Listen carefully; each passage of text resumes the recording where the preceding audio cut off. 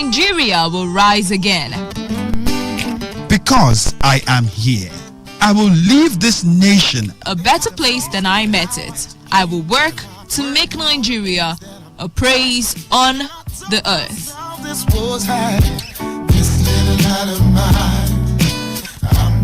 I will work to make Nigeria a praise on the earth. So help me God. Let me tell you how I got this far. This message is brought to you by Today95.1 FM, Voice of the People. Okay, alright. All you need to know about this one is that 95.1 FM? Such a unique style.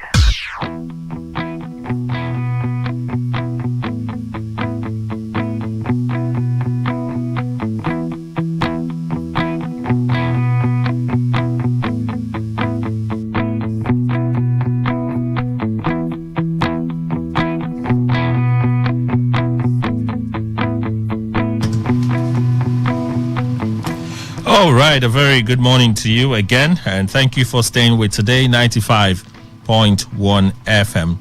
I am Kelly Kemenjaman. It's time for us to turn our attention to the newspapers. Let's see how fast we can be, because we have quite a lot to run up with today on the show. Quite a lot. 4 minutes past the hour of 8. Today, the 19th of June, 2023.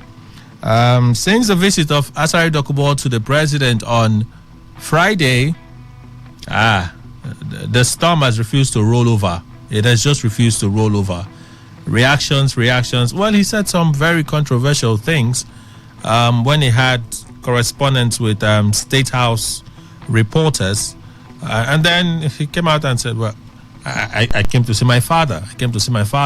For those that it came to them as a surprise, he even shared some time ago how he was in very good relationship with Tinubu. But for Jonathan's emergence at the time, he had to space. He really had to space that relationship. But he said they accommodated him at their home in Lagos and a lot of things. So for him, he shares a personal relationship with President Tinubu. In fact, when I saw breaking news, Tinubu holds meeting with Dokubo, I'm like, hey boy, if you get my drift. Anyway, the things he said and everything, when he spoke to correspondent after that initial presser, he said, well, I came to see my father, I came to thank my father, I came to tell him that I'll do everything to support my father. Well, interestingly, it's going to be around a lot of our conversation today, a lot of it today. But in case you missed this, on Friday, something that a lot of us in the media have been speaking of, the Nyesom Wike administration rarely spoke against police brutality. And this time, we had the governor made him visit by the Commissioner of Police, CB Polycarp, to the government house, where the governor mentioned the need to police a bit more professionally. In case you missed this, all right, let's begin with this. Yeah, take a listen to Governor Siminalayi Fubara. To give you all the necessary support to do your job with ease. Security is not just the business of the police; it's the business of everybody. We will support you in every way we can. Ensure that you give ear to every complaint that will come to your table. For example, I keep getting these messages. Some policemen that operate with a Sienna, that they operate like SAS. I started wondering. I thought SAS has been disbanded. Who are this set of policemen that are terrorizing people in the states, giving the police a bad image? So I would like you, just like you just said here, that the few days that you've been here, you have neutralized some very notable criminals. Also get to the bottom of this complaint from the citizens of this state. All right, so there you have it. Governor Siminalayi Fubara speaking. That was on Friday when he had a meeting with the Commissioner of Police in Rivers State. on Saturday was the swearing in of new members of cabinet, and the rumors about old faces coming back would seem as though it was a continuation of the previous administration. Well, the governor gives an explanation to it. We'll talk about this later on, but just take a listen to it. Let me welcome you and congratulate you as new commissioners of our administration. We believe strongly that your coming on board will help the ones that are already there to form the required team that we need to work as a full system for better governance, improving in what we inherited for the good of the good people of River State. A lot of faces here are old faces. I know that what is going around is why are we still circulating the old commissioners, those of them who served in the previous administration. But the truth still remains that our mantra is continuity and consolidation. A few of the old ones that are still here are not here because they can't be changed. But for one way or the other, we still feel they have a lot to offer to us. That is why we had to bring them back.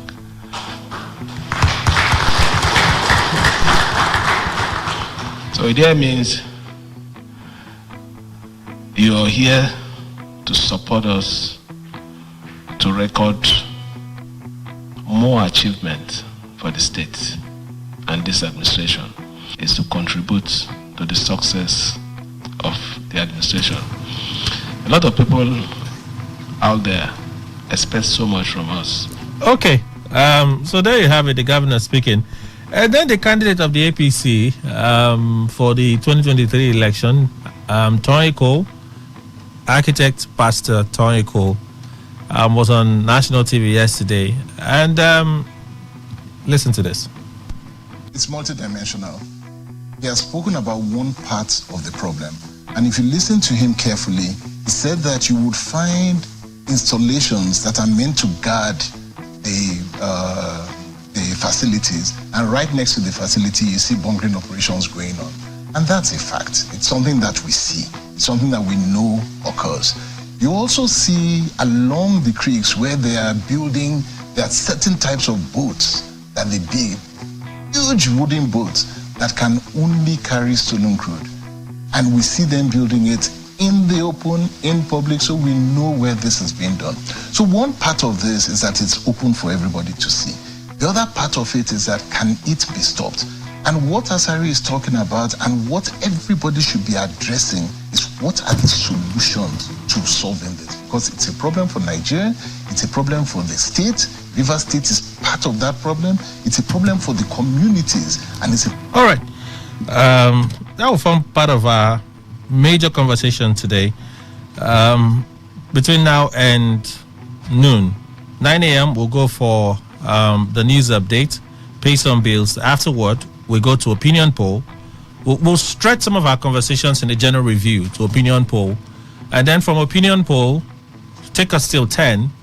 10 will go for the news update again, pay some more bills. And then after the bills, we'll go into real talk, where we'll bring some of the issues, the overlapping issues on opinion poll into real talk. I'm not sure I want to do that. I would hope my guests would allow me to push them a little bit so that we can, because quite some issues, and I would like us to really spend some time looking at them today. So let's begin with the papers. Daily Post will start off this morning with, and then you have the post on social media, I'm sure you're aware, Facebook, at Today 95.1 FM, Facebook at Today 95.1 FM. You have links there, so just click on it so that you can have a bit more information, and then you can react. Your reactions are really important, so drop a comment. All right.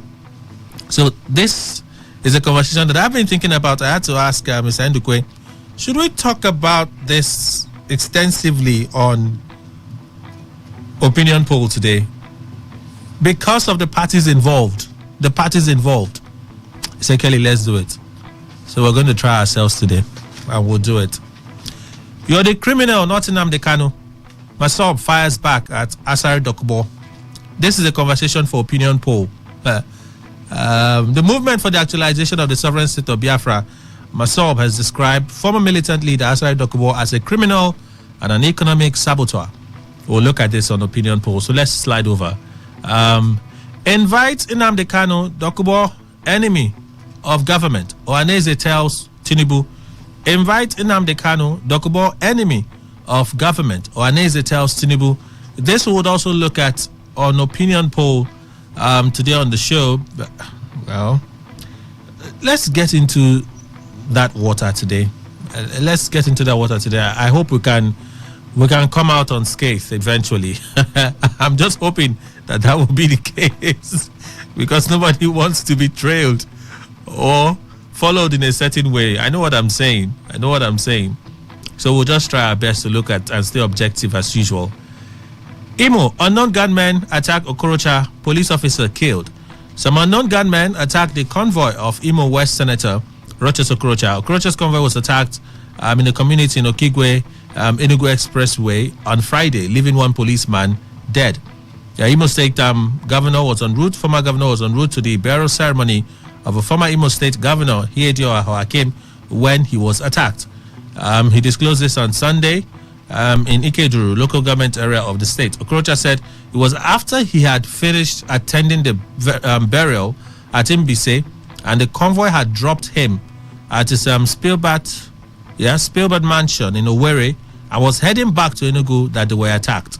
According to Okorocha, I am angry. I am very angry. I am angry because I spent 2 days in Enugu and nothing happened to me. But it is my own state that a convoy released to me by the governor of Enugu State, a very good man, to attend the burial ceremony of Yedio's mother at Mbise, was attacked and one policeman killed. Okay, let's move on from there.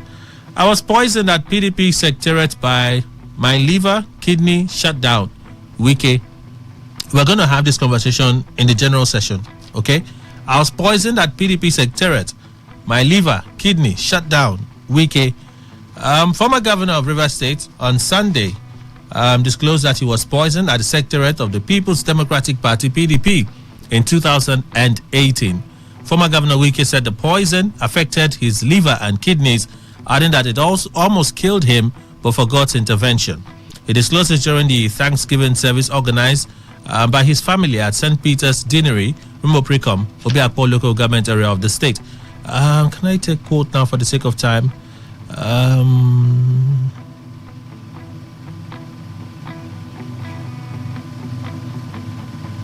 Okay, so let me see if I can race through some parts of what he said. The former governor said everybody became a suspect as he decided that he would not enter any party leader's home during the course of his campaigns. Narrating how he almost died of poisoning, Wike said God was in charge. Everybody who knew how we came to power in 2015 knew it was turbulent. But God saw us through. And we are in office. Many people think things are going well with you. Nobody wants to find out the problems you are facing as a human being.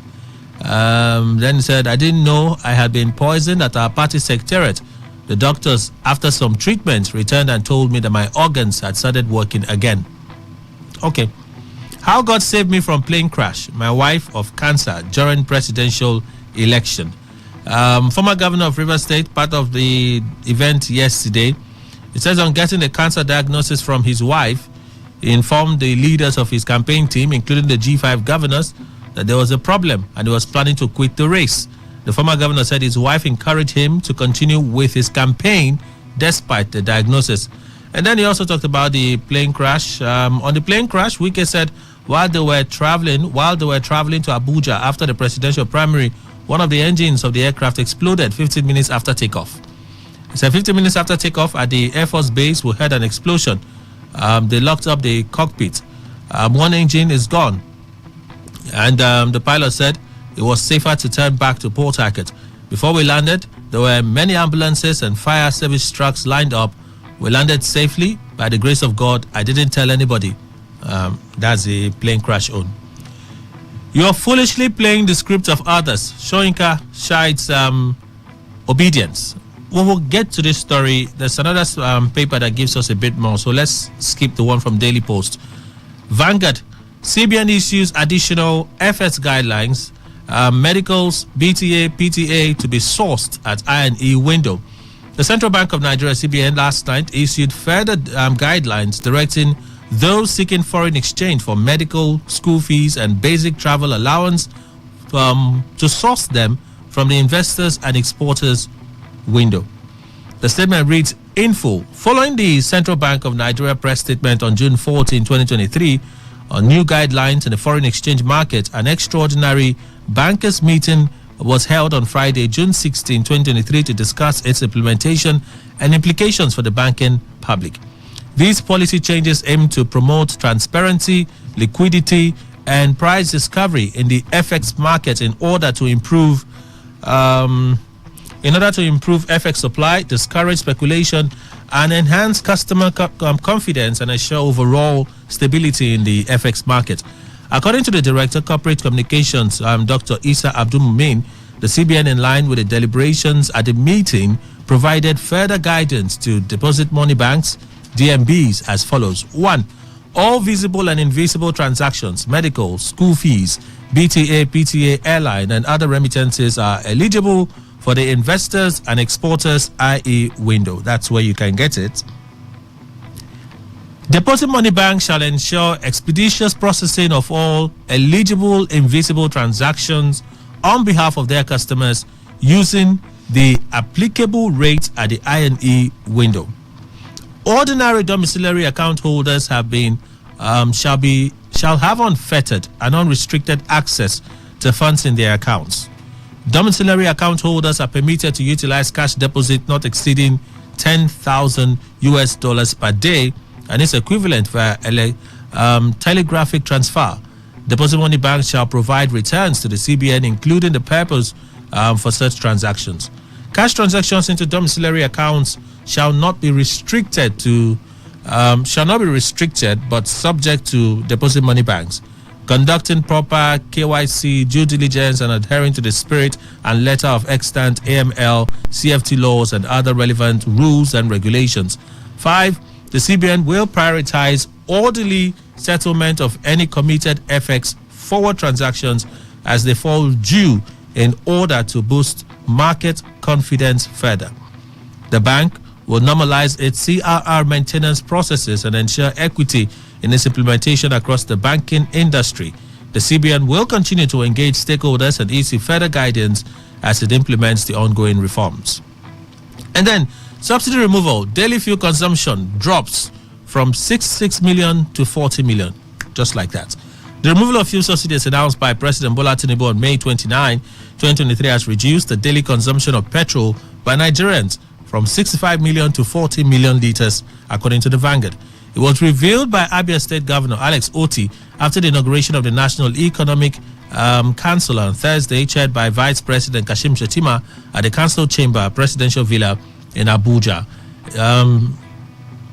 Oti, while speaking, disclosed that the consumption of fuel has reduced in the country. He says, quote, "But we must salute the courage of the current government to bite the bullet and remove it.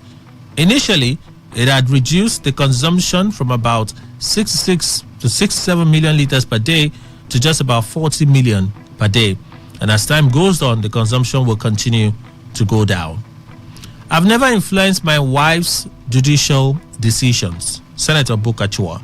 I've never influenced my wife's judicial decisions. Bukachua. Senator who represented Bauchi North during the 9th Assembly, Adamu Bukachua, said that the erstwhile Senate President Ahmed Lawan did not allow him finish his remarks during their valedictory session in the Senate and denied ever saying he had influenced the decisions of his wife, Justice Zena Bukachua.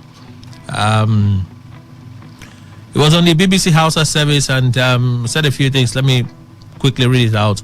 I wanted to explain the kind of help she offered. There are many kinds of support that professionals in various fields, such as legal practitioners, doctors, or engineers, can offer in their respective works. Know that this assistance does not involve any illegal or unethical deeds. I've never encroached on her profession or attempted to influence her decision. These are not even discussed in our home. It's our personal relationship, or in our personal relationship. That's from the Vanguard. We will not fail Nigerians. Abbas Kalu vow. With the rider, we came to build, unite old path generations will take. Tinubu will take for Tinubu, something like that. Let me go to the story. You see, why they make the vow to Nigerians? It was at the visit to the wife of the president that they are making this vow. Like, how do I take people serious? If you do, no problem.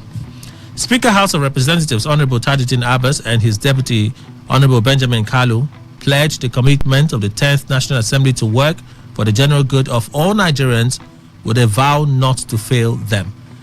Leading a delegation of members of the House, including Deputy Honorable Benjamin Kalu, in a thank you visit to the First Lady, Senator Oluremi Tinubu, for the support given to them in the build-up to their election as the presiding officers of the 10th House, Abbas said the Parliament will give all necessary support to the administration of President Bola Tinubu to realize its mandate. He says, this is the first time we're having this kind of arrangement in our history. Today, it's a very historic day. We have come to thank you for your support. We're here before to seek your support and prayers. We are here now today. We have won. It was through your collective efforts. Mr. President, yourself, governors, and all the other stakeholders. We have emerged in an unprecedented manner. 353 out of 359 voted for me. It has never happened in our history. Our leadership is a leadership for all Nigerians. This is your leadership. We'll collaborate and partner, particularly in one area that you requested last time, which is to carry the women along. And then he says they'll focus on gender-based bills passed by the 9th Assembly but not signed into law, to give them speedy consideration and to see that they are passed by the 10th National Assembly. Tinubu's ministerial list, APC governors may nominate 3 persons from each state. You can read up this story if you find it interesting, but it's just a piece of information. So let's move on. You're exposing Nigerians to danger. Police warn skit makers on extreme prank. The Nigerian police have cautioned comedians and skit makers that engage in pranks for their means of livelihood to regulate them because they're exposing Nigerian lives to danger. According to the police, the prank masters and skit makers should not degenerate into offense and other dangerous and unlawful activities that can endanger the lives of people or subject them to dehumanization. Force spokesperson Olumuyiwa Adejobi, as cited by the Vanguard in that video, shared the information. All right, let's move on from there. Premium Times 2023, some people wanted interim government in Nigeria. Shoinka. So some of those who thought they were being radical, they were being mumu plus mu, and playing with scripts of others, they thought they were tough and bold and original. Well, Shoinka on Friday hinted at how some people had schemed to tilt the country towards having an interim government during the 2023 general election. He spoke at an interactive session during the launch of his book titled The Putin Files, blah, blah, blah, blah, blah, blah. So let's move on. He noted that those who were in support of the interim government were only being manipulated. Shoinka and the 88-year-old Arthur said, some people had schemed to tilt the country toward having an interim government. That tendency had been apparent and even before the election. His remarks is coming months after he criticized the obedient and the supporters of presidential candidate of the Labour Party over their actions on social media, describing them as fascist. Nobel laureate emphasized that as an elder statesman, he will not keep shut about issues of national interest, especially when it's on the grounds of false truth. Let me take some quotes. some of those who thought they were being radical, they were actually just being emu and playing the script of others. They thought they were tough, bold, and original. You just don't say it. It's who shouts the loudest. If you want to come out based on truth, then no problem. I'll reverse. But if you want to call out people based on the unprovable, even as some people will counter with their strict monologue, I will not stand by it or keep silent, especially as I am more knowledgeable about these things than many people, even though they won't admit it. He says he welcomes criticism from his remarks, which is not strange to him. And then he went on and on and on. So let's move on. Binance CEO says Binance Nigeria Limited, a scam entity. Vital piece of information. Binance, the world's largest cryptocurrency exchange, on Sunday described Binance Nigeria Limited as a scammer entity. The founder, chief executive officer of Binance, said this via his verified Twitter handle on Saturday. So please take note. Yeah, we know that the SEC had also mentioned that the operations of Binance Nigeria Limited in the country is illegal. So please take note. Zamfara police return ex-governor's vehicles. A spokesperson is revealing. Zamfara State Police Command on Saturday said it had returned all vehicles it seized from the former governor of the state, Bello Matawali.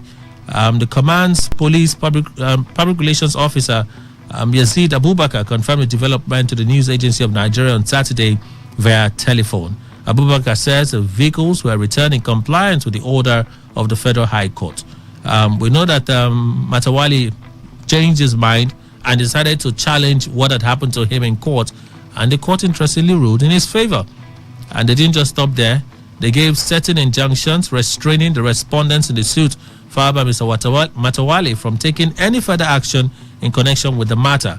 Respondents include the Inspector General of Police, Nigeria Police Force, Commissioner of Police, Zamfara State, others, the SSS, NSCDC. All right. Daily Trust has a few stories. We'll just take them. Oil theft allegation. Police SSS should probe Dokubo, ex-Army GOC. Part of our conversation for Real Talk. And then, I've never compromised my office. Justice Bukachua breaks silence. Let me read that statement. My attention has been drawn to the trending video of what was said by my husband, Senator Adamu Bukachua. I want to state categorically that I've never at any time compromised my oath of office to favor any party who appeared before me throughout my judicial career spanning 40 years of service to my country. My decisions were always based on the facts, the law, and in accordance with my conscience and oath of office. Also, as President of the Court of Appeal, my fellow justice of the court can attest to the fact that I never interfered with the independence of any of the justices of the court in the discharge of their judicial functions. And then the Punch opens with this one, this quarrel between OT and Ikpazu. Enormous debt by Ikpazu, responsible for delay in salaries and pensions, OT. But there's also another governor that complains of the same thing, but has said payment. That's Benue State. So what's happening? And I don't know the figures to tell.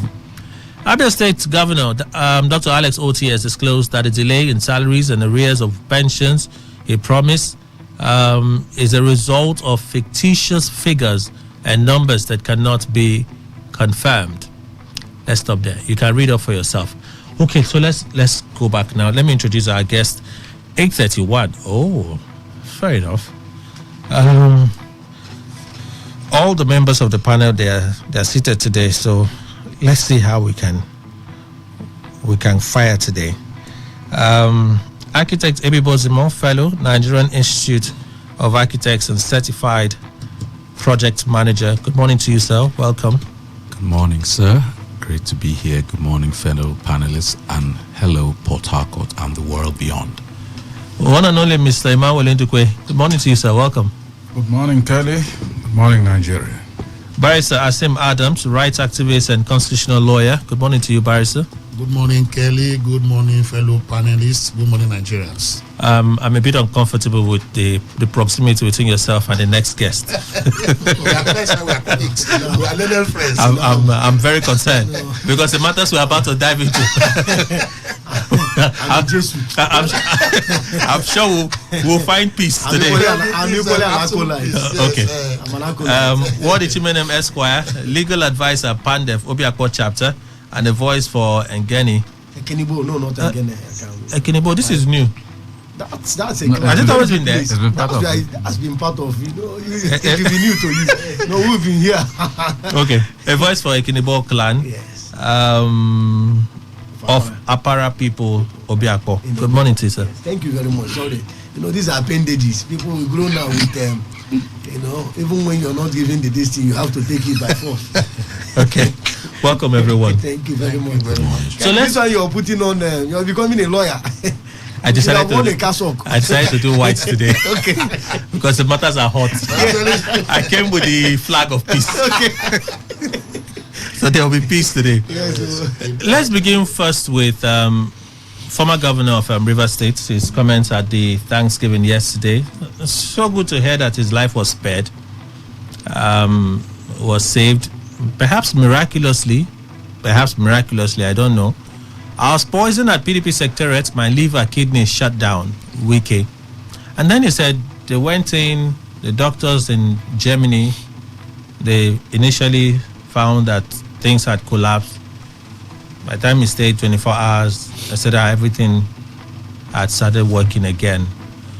Good thing, this did not happen in 2023 or 2022. It happened way back 2018. And it must have been maybe in Rivers State or out of the state. He also said he was poisoned at the PDP secretariat. How did he come by that conclusion that it was at the PDP secretariat that he was poisoned? These are some of the questions. But it's a good thing that he said, well, I suppose it will be miraculous. Barrister Adams. Yes. Miraculous indeed? Yes, you see, miracles do happen. And I have to first of all empathize it with Wike, the governor, because anything that has to do with health, it's not something that we should mock people about. It can happen to anybody. You see, when he's talking about, when I read that article yesterday, liver and kidney, then the wife, cancer. I mean, I felt for the family. You see, there's this word they normally say, he who wears the shoes know where it pinches. Who feels it knows. For those who have not experienced issue of kidney and liver or cancer, you understand, that is diagnosis of these diseases. They will not understand, what and why he has to come out, to come and tell the world. Some people say, yes, we saw it, he was looking very gaunt in public, etc. as case maybe. Why did he not announce it, that 2018 period? They should have come out to announce it. I said, no, you can't do that. The reason is not far-fetched. In Nigeria here especially, when you are losing color, you are losing weight, etc., people begin to ascribe a lot of things to it. Then talk less of a public officer. Before you know, they begin to play politics with that. Me sitting down here, a lot of people know me. Those who know me very well know that I am a cancer patient. When I experienced, that particular, when I was diagnosed, what happened was this. A lot of my friends, they saw I was looking so gaunt, very bony, etc. I couldn't come out. Some were saying maybe he has HIV. Some said it was poison, just like he is allergic now. Some said it was poison, etc. And when you get that kind of result from your medical team, it's devastating, very devastating. I was trying to look at what that family of the governor would have passed through when himself had that problem, and the wife again having being diagnosed of a cancer. It's not something we should joke about. So we thank God for his life, that of his wife, that they survived it. Okay. People still tell me that, are you sure that he has been fully healed or whatever? I say yes, it's possible, because if you go to, I have been an advocate of cancer. I go to UPTA to cancer. No, but he didn't tell us. He didn't tell us the state of his wife. Yes, just said he had cancer. He only spoke for himself. How 24 hours after or so, the doctors came out and said, you're in fine health. That's right. That's what I'm saying. But he said the wife was diagnosed, and he said, let me presume that the wife should be okay now, because if you have cancer, if you are a cancer patient, I'm not sure she can be performing, the official duties that she's doing, because cancer is a very serious matter. Could that also depend on the stage? It can depend on the stage, but whatever the situation is, as the case may be, cancer is cancer. It's a terminal, ailment. And once you have it, let me be very frank with you. If you have it, if you go for chemotherapy, I'm not sure you can even come out for the next 2 weeks. Okay. A single dose, it depends on how many of the cocktails they ask you to take. Okay. You understand? So if you go for a single dose, you might not even come out, and it depends on the kind of cancer, the kind of chemotherapy you are doing. Radiotherapy, radioactive, chemotherapy, etc. So when you do that, you can't even come out near anybody 24 hours. You also know, this is not to jump into conclusions. Yes. But we know that in recent times, she's not been seen in public a lot. Absolutely, yes. She has not been seen in public a lot. Even in the court. So, anyway, we wish them best of health. That is just what we have to pray for them. And conclusively, let me just conclude finally on this topic now. I encourage, I'm so overwhelmed with his courage. Okay. A lot of people will undergo this kind of situation. They will not even come out openly to come and tell people what they pass through, etc. as the case may be. So, the case of the wife has raised more awareness for cancer patients. So next time we are going to draw and see if we can reach to her, so that she can help the cancer base and patients we have in Nigeria. In fact, Port Harcourt here, UPTH, I'm one of those and to continue to raise awareness. To raise awareness and see how they can help us get this across. Let me go to Architect Bosimo. 48 hours after clean bill of health, after the doctors in Germany had initially came down with diagnosis of your organs had shut down. I'm curious. Could you just be alcohol? Germany or Lebanon? Beirut. Lebanon. You went to Lebanon. Not Beirut is Lebanon. Yes. Beirut, not Germany. Beirut. Not being a medical professional, I would not be able to objectively or specifically state medical diagnosis, the pattern of illness and healing and all that. And they are the experts in knowing what could lead to something, what could alleviate the condition and so on. All we have to go with is at face value him reporting that something happened and within 48 hours there was a reversal. Like Barrister has said, the key thing is that his life, as reported, was preserved. He has gone on to do different things and is still certainly central to some political maneuverings that are ongoing. What I take from the story, though, is we're happy he had the time, the energy, the resources, and the means to go to get that diagnosis. I look for a situation where others who don't have equivalent means also can get similar care, diagnosis, and cures around our country. So when you are blessed to lead people such as our governors and local government chairmen and all that, always think that while you are there, it's wonderful, but there are others who are not there with you. Do what you can, do what you must. And in fairness to Godwin Wike, it is evident he has done a lot around the medical system there, at least for doctors, BMH and all that. He has tried. So I just want that kind of tempo to be sustained. Understand that as an elected official, you have access to the world, but those who you are leading don't have it. Provide them similar options so that at least they too can go and get diagnosis and possibly 48-hour turnarounds in their individual cases. Mr. Ndukwe, nobody is answering my question. Could excessive intake of alcohol trigger things like this? Well, practically difficult it will be for me to answer that because I don't know. I'm sure Barrister Wadi will tell me. Yes, he will. He may. I'm sure he will tell me. But one thing is this, Kelly. Where a man, of course, of the status of former Governor Wike comes up and says that he was poisoned. Being specific, in PDP secretariat. Who is Emmanuel Ndukwe to come and say, no, you weren't poisoned? Now, again. And the poison disappeared after 24 No, hold on, hours. I'm coming. I'm coming. You see, again, the poisoning was done, according to him, in PDP secretariat. That, of course, means that a member of his party, perhaps, would have done so. You know, this is a harvest of revelation.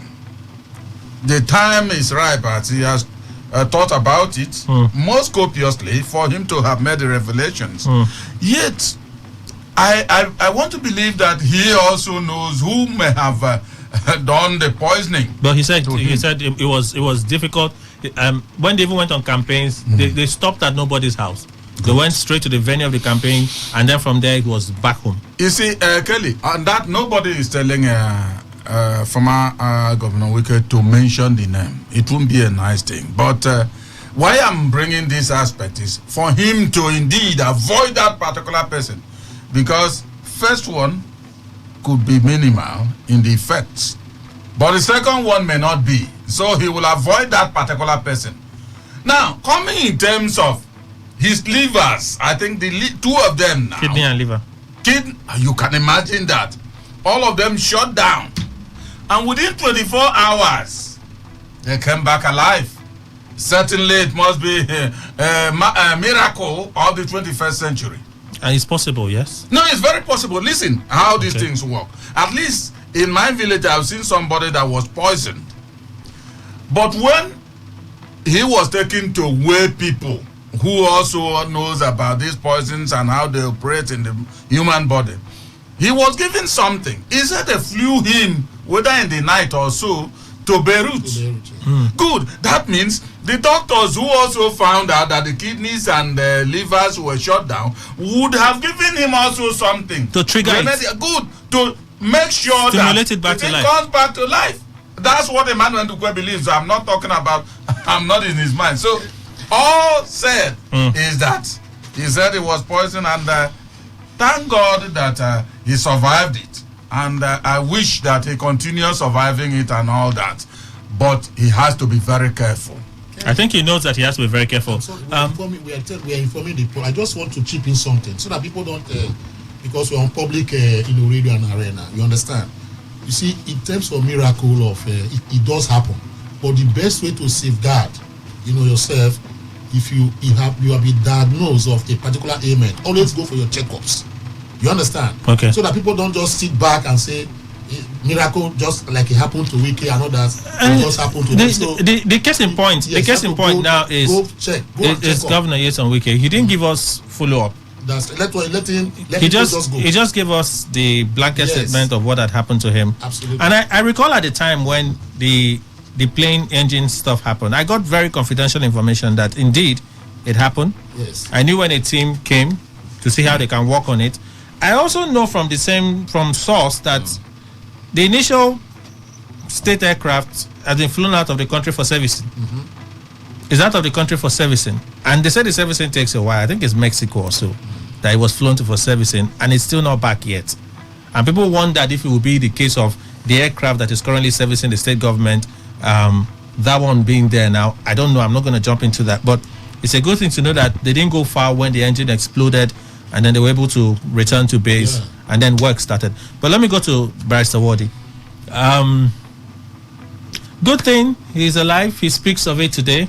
It's even better that someone else is not telling his story. They say, "Oh, I remember what he went through." He's saying it as it is, but I'm still curious. Governor Nyesom Wike is said to be a very smart politician. Those in his circle, former governor. Well, okay, we'll get used to it.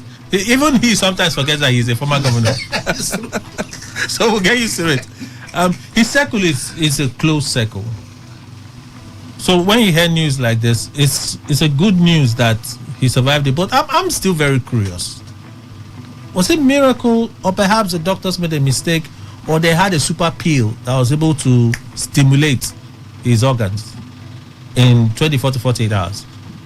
We're talking about Beirut, that their economy is struggling. Well, they could be very strong. It's like what is going on in Uganda. You have one of the best hospitals, but Uganda is dying economically. Okay. So a man can be illiterate in English, but an illiterate in Swahili. It could be that the other way. They may not have money, but in terms of infrastructure, they may be very rich. Okay. But you can't take it away. They have a good money in Beirut. I have a friend who is in Beirut, and he calls me often to tell me that they have a good currency. Yeah, so nobody knows. As at when he may have flown in there, the weather may have been good for him to be. So maybe all the gist we're hearing about Lebanon could be Western media propaganda. Yeah, there are a lot of propaganda. Of course, we have CNN does that. A lot of media within the media space talk down on most of what goes on in most of those countries. But remember, the Arabian countries, they do well in terms of currency. I can tell you very well, most friends that are there are doing well. Most of my friends are doing well. Now, when I heard about it, I was there in the service, and when I heard about that testimony, I believe in the miracle of Jesus Christ, but not the ones the pastors we have here do tell us. Some of the miracles they tell us here. Because of the Tinubu's election, most of us can't get close to the prophecies of most pastors. I even prophesy more than them.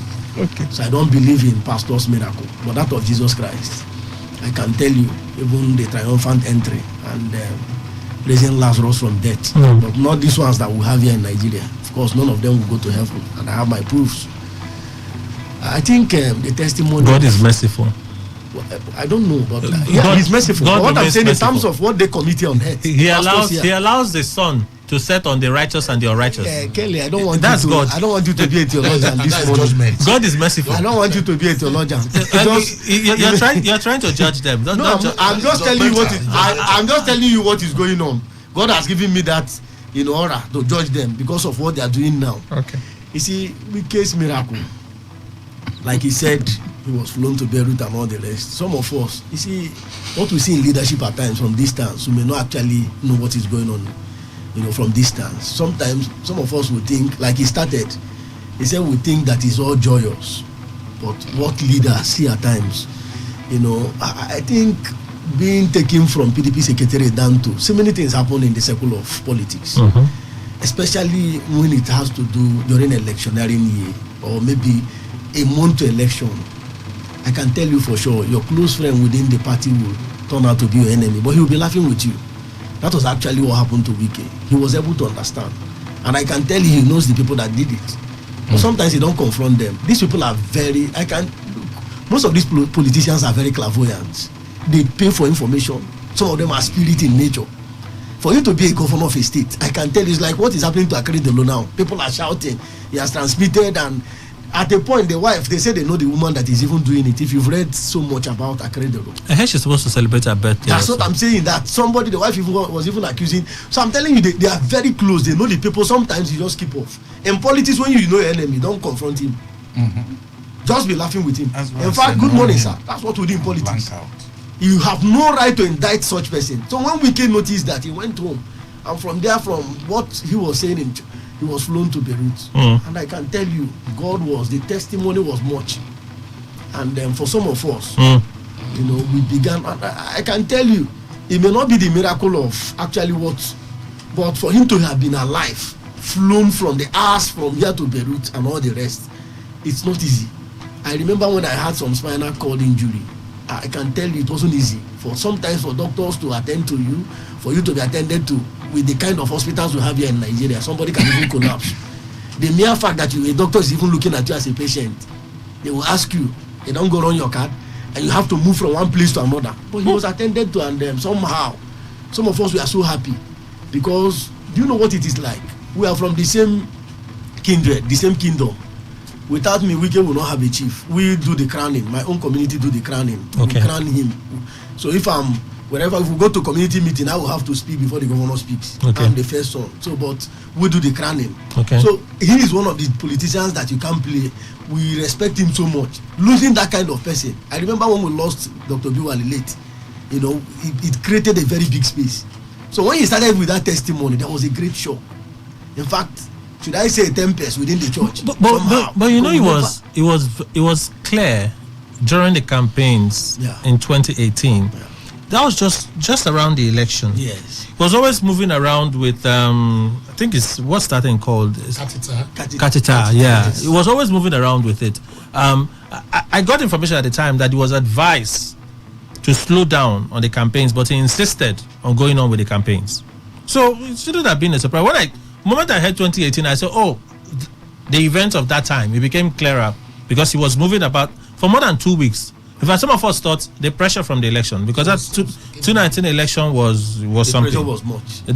We thought the pressure from the election was another issue. Yeah, but that wasn't actually. It wasn't actually. That couldn't have shut down his kidney and that couldn't liver. No, he's just telling us now. Nah, but he's just telling us. But what I'm saying again, the pressure of, what Wike revealed to us yesterday is that in leadership, not yet to when people from outside may be just eulogizing you, things are just getting right and all the rest. Yeah, but we can't take away the miracle.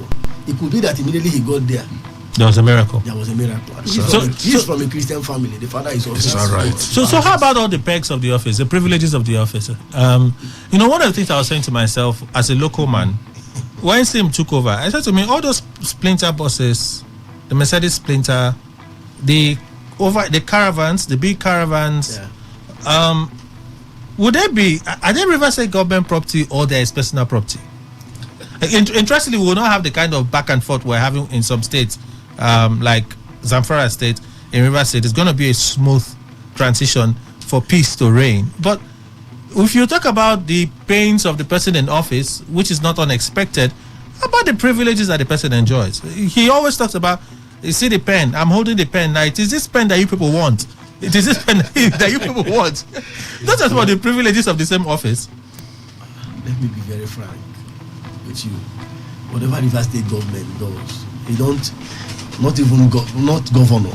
What we see, that is why when River State government or governor endorses for, when you hear sentence, somebody has been sentenced to death, it is not him, it is government. It is a conglomerate of different opinions. Most of those privileges cannot even come out without the endorsement of other legislatures, unless where there is rascality. And in fact, I always tell people, there are things that Tinubu can do on his own. But because of the African kind of mentality that we have here, I can tell you that most of the things that Wike does is being mirrored by the assembly. Okay. So he can't do it alone. Okay. I believe if I chip in here, under the law constitutionally, what happens all over the country, 36 state governors, they abuse the privileges given to them and have gone even beyond the constitution. You know what I'm saying? For a governor to accumulate, such, armada of whatever bosses you name. That when you say accumulate, yes. It would have been an accumulation. Accumulation. That is how it is. That you put there while you are in office. The sad thing now is we don't know if he left with those things. We don't know. But what I will say, nobody will tell us what I want to say with due respect is this. Nobody will say. Forget about the words. It's all semantics, as the case may be. What I'm saying is that under section 124 of the, because my normal I'm trying to chip in this, because he was saying the House of Assembly kind of regulate whatever they do and how they get all these perks of office, etc. Section 124 of the 1998 Constitution is very clear. No matter the House of Assembly of a state, has the right, to award or give to governors, maybe like, is it bonuses or whatever, benefits, and the rest, perks of office, emoluments. But it must not exceed the recommendations of the revenue mobilization after whatever the case may be. But you also know that that revenue mobilization is not political. No, I'm coming. Whether it is or not, but that is what the constitution that's the procedure. Okay. That is so what I'm saying, that's why I use the word accumulation. But for the opt-in time, yes. Some of us are privileged to be within the government house. Now those cars are there. I can tell you now, those three cars. of them. They're in. Remember, he gave Obi. Most of the people it's to use now. Was it a gift? No, not a gift. I said most people that came like transport logistics. What I'm saying is that those things are Okay, there in government. So house. they've been transferred. It's a property of the Rivers State I government. can tell you down to fridge. He even tested at a point. I just want to not the man confirm. that is so avacious. I just want to confirm that. Okay, so all of those things. They don't need those things. But what I'm saying is that if you need it, no. My question is: do we need them? We don't need those things. Did we need the bigger van to the smarter splitter buses? Then you have when the governor started in 2015, some people looked at him as being very modest. He started with his own personal vehicles, as we were told. Yes. The BMW and the Range Rover. He used that for 2 or 3 years. His predecessor denied him. No, but even for anything, he used that for 2. If the predecessor denying him was an issue, salaries would not have been paid. But he came and he paid salaries. He started paying salaries. These are some of the things that we remember without anyone trying to force us into it. But I'm just saying, did we need some of those luxurious SUVs? I don't think we need them. It wasn't 1, it wasn't 2, 3. Splitter buses 3, and whenever they move together. I've said it's not just himself. Who were we carrying in? Who were we carrying in those vehicles? The reason why I raised this is if we talk about the pains of the office, how about the joys of the office, the benefits that they enjoyed? That is why, when it comes to political offices, you have to struggle. For you to, they suffer a lot. For those of us that are in politics, we suffer a lot. For you to get to that echelon. And of course, when you get there, these are the benefits of a politician. You not enjoy it away. So yes. you enjoy and you also suffer. The ups and downs. The ups and downs. Okay. Now, let me just tell you why they did it. It's like telling a journalist, why do you need an OB van? Why are they moving with OB van? No, I could decide not to move with OB van. No, there is no way you will leave this place that you have a function in government house, that this studio is invited. You must move with an OB van. But when you have about 10 OB vans, no. It does not matter. There is a station. Let me not name. They even move with 3 to 5 OB van. Well, the essence is to deliver. Sorry, gentlemen. Please, you see, that's why I said I worried that both of them were sitting close to each other. Yes. The whole point of this is how do we measure what we need and what we don't need? If it was 1, okay, he was in the executive vehicle that whenever he moved, the flags would be on it, and then his VIP guests will be in those executive second homes somewhat. Describe it what you mean. But you have 3. Can I respond? How many Rivers people today have the luxury of getting into a jet paid by the state to any part of the world to get medical treatment? How many of them? God forbid. We don't even the ones in Rivers State, the hospitals in Rivers State, how many of them, even built by the Yes and Wiki administration, we pray and his own can provide the kind of quality health care? The government house clinic, personal experiences I've had there, like. Are you asking me questions? No. Yes, I'm becoming more distant. We have to go for the news. Please let me respond. When we come back, those luxuries. Even in the churches today, they have close to 400 and something cars. Why would even church purchase that kind of car? I will respond. I had said that when we come back from the news, we'll extend this thing. You can't lead me to the Sapo car. No, we're not. We'll be back in a moment. Okay. Yeah, brother. He's trying to be something.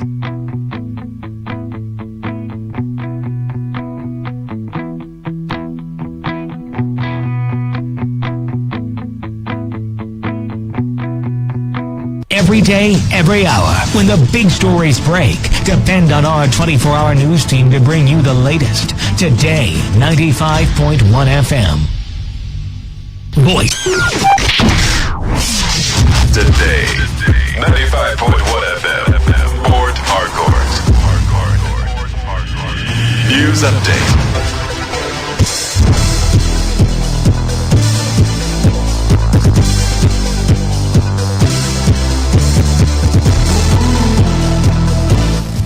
A very good morning to you and thank you for joining us on the news update on Today 95.1 FM.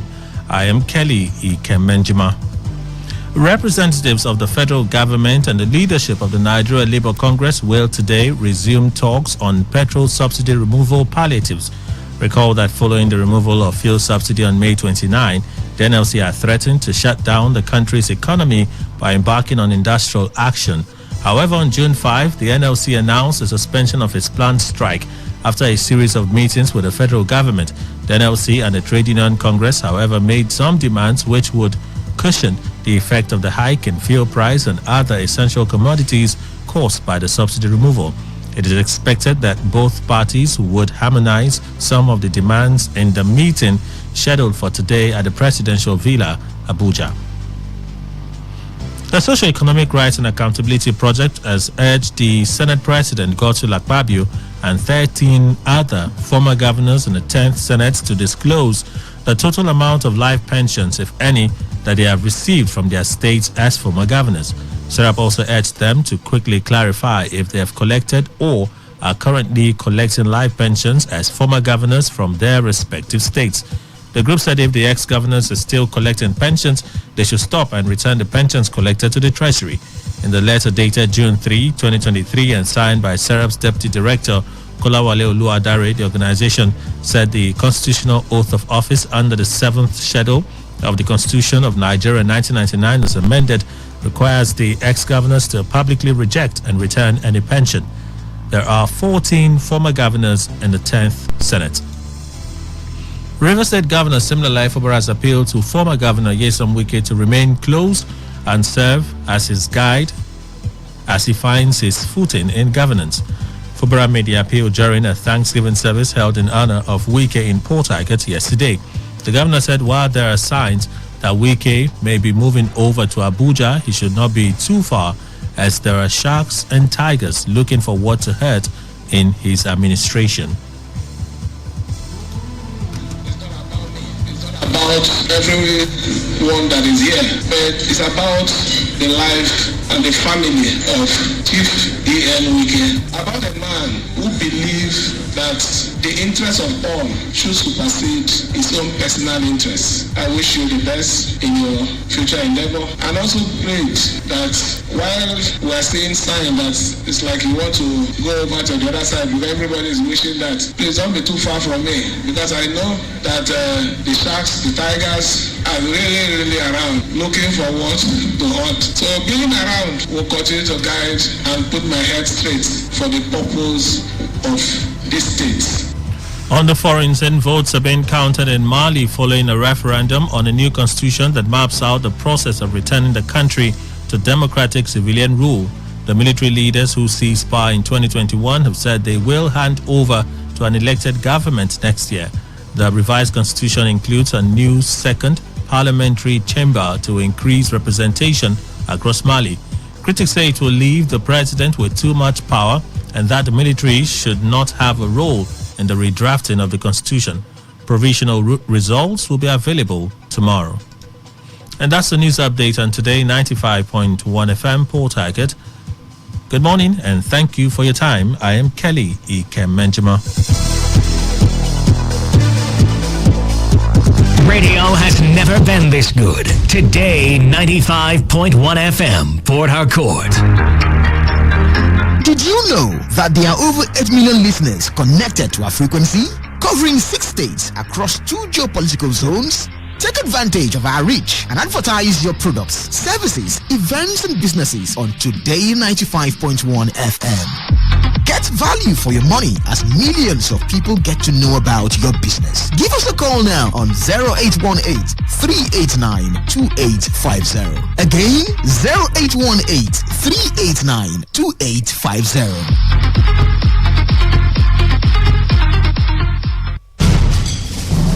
Some people will carry human head in their boots and they will not charge them because they are collecting bribe. When they go collect salary, then go say government need to pay them way. All these taxi drivers safe. They don't even get papers. Even driver's license safe, they no get.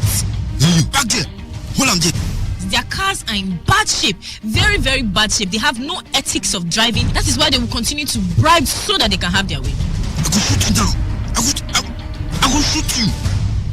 Headlight, you no get. Side mirror, you no get. Motorway to carry animal, now you take put for road to carry human being. You not even wind the motor when rain dey fall. You no get conscience at all. Take, you be number 15, you be number 5. One and not forget one number. Let's allow them do their job. Do not obstruct justice by giving or taking bribe. Avail yourself a check. Even you, Oga driver, stop reckless driving and always update your papers. This information is brought to you by Today 95.1 FM. Voice of the people. Officer, give me change. Now 1,000 I give you.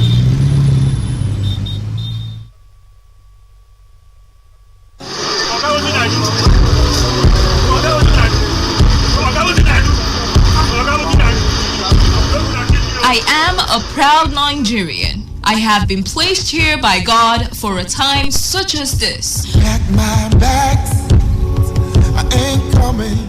The degradation, challenges, and problems faced by Nigeria are the perfect backdrop for me to develop and utilize my God-given potential.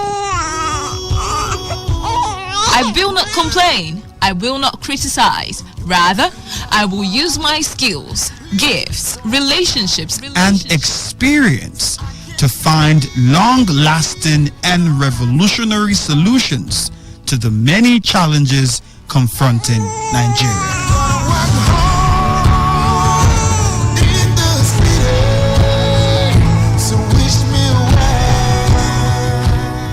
Nigeria will rise again. Because I am here, I will leave this nation a better place than I met it. I will work to make Nigeria a praise on the earth.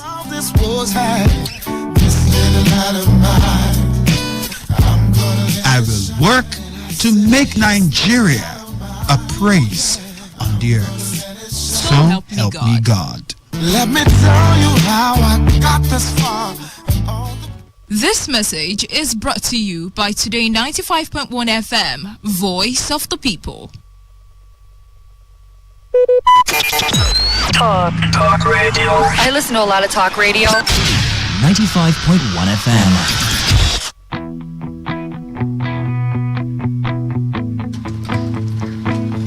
All right, we thank you for staying with us. Time checking our studios, 9 minutes past the hour of 9. We have guests from Premium Privacy, Miss Precious Ohaji. Good morning, welcome. Good morning. So tell us about Premium Privacy. Premium Privacy is a preparatory school that prepares students for O-level exams. And then we run A-level programs that give candidates direct 200-level university admission to study in any university and any course of their choice without JAMB. All right, so tell us about the programs in particular that you do. So we do IJMB, that is Interim Joint Matriculation Board, and is moderated by Ahmadu Bello University Zaria. And then we also do JUPEB, Joint University Preliminary Examination Board. This is moderated by University of Lagos. Now, these programs run for a minimum of 9 months, and then they give you direct 200-level admission to study in any university and any course of your choice. Okay. Authenticity of the programs, because we'll be wondering, is this something that we would get into now, and maybe we'll do 3 months, 6 months into it, and we'll find out that it's actually illegal? Okay, so I would like the audience to know that JAMB is divided into two. Now we have JAMB UTME, which is the regular one where you buy JAMB form and then you write an exam and then you wait for post-UTME and all that. And then now we have JAMB Direct Entry. Under JAMB Direct Entry, we have the likes of Diploma, we have IJMB, we have JUPEP, we have NAPTEP A-Level, we also have Cambridge. Now, all these programs are programs that when you're done with them, you're starting from 200 level in the university. Okay. So these programs fall under JAMB Direct Entry Program. Also, these programs were introduced by the federal government to help cushion the effect of university admission. I mean, every year we have a lot of students writing JAMB and so many who didn't get to the cutoff or so many who didn't pass, or for some reasons they were not just fit to gain their university admission. Now we have this kind of persons there. So the federal government decided to introduce this program to help make this admission process easier for students. Also, the programs are accredited by NUC. More so you can take it to any university to study any course of your choice. All right, so I know we can't cover everything that may be required to explain this to everyone, but people can reach you. Yes, please. So you have phone numbers and physical address. Of course. Please share. So our office is at number 14 Railway Close behind Nightel D-Line Garrison. Number 14 Railway Close behind Nightel D-Line Garrison. And then the number to call is 0705 974 0903. 0705 974 0903. Or you call 0703 263 4708. 0703 263 4708. Let's talk about guarantees. Can Premium University guarantee students that on completing the program, they will get the admission that they want? So outside the fact that you can take this certificate to any university and you're going to be honored, or your certificate is going to be recognized because it's a national program. Outside that, Premium University has decided to go extra mile for her students, and we've been able to do some affiliations with universities. Okay. Even those universities that could be in your mind, because sometimes you have a lot of students. One of the reasons why students stay at home longer than they should is because you get questions like, you get choices like, if it's not this particular school, I'm not going. This is the school I want, and all of that. And it might interest you to know that that school that you have in your mind might be one of the universities that we have affiliations with. So we've decided to make it easy that at the end of the program, we're seeing you through till you're in your 200 level in the university of your choice and studying the course of your choice. Okay, so but it also depends on the performance of the student. Of course. The program has a guide. I say it all the time, and these programs are actually very easy to pass, but some persons see the other way around. Why students, I had some persons that have called in and be like, I've had people that have done this program and they didn't pass. And I tell you, the place where you enroll for these programs, the place where you run this program really has a major role to play. Because there are some places that you go to for this program and you're not well taught. Okay. The program has a scheme, and whatever you're going to be, it's just like you're doing 100 level. You have your first and second semester exam to write, and then you have a final exam, which is a national exam, also that you're going to be writing. All these exams are based on the guide. And in Premium University, we try to go this guide twice before their final exams. We prepare them, we have good lecturers, we do practicals, seminars, everything that these children need to go and sit for this exam and do very well. All right. We've been doing very well for going 7 years now, and it's not because it's a magic center or anything, but it's because of how well we're preparing our students. Okay. So do you have accommodation, and is registration ongoing? Yes, registration is on for those who are interested in the program. Registration is on, and we just started classes. So please come and enroll your children. We'll provide accommodation, yes, because for the period of the program, for the period of Premium University's existence, we've noticed that there are some persons that are actually interested, but they are not within the country. If they are not within the state, and there are some persons that are within the state and also would want to stay in the hostel. So yes, we provide accommodation, and the accommodation is within the school premises. Is it pocket friendly? Yes, we give room for payment in installments. We make it very flexible for you, for everybody to be able to pay. Yeah. Those also enrolling, registering, can they pay in installments? Yes. They can do that too. Yeah, you can split the payments for the period of the program. You can decide. Normally, it's a maximum of 3 installments. Okay, so give us your details again. So our office is at number 14 Railway Close behind Nightel D-Line Garrison. Number 14 Railway Close behind Nightel D-Line Garrison. And the number to call 0703 263 4708. 0703 263 4708. Or you call 0705 974 0903. 0705 974 0903. Okay, let's do a recap for those that may just be joining us now.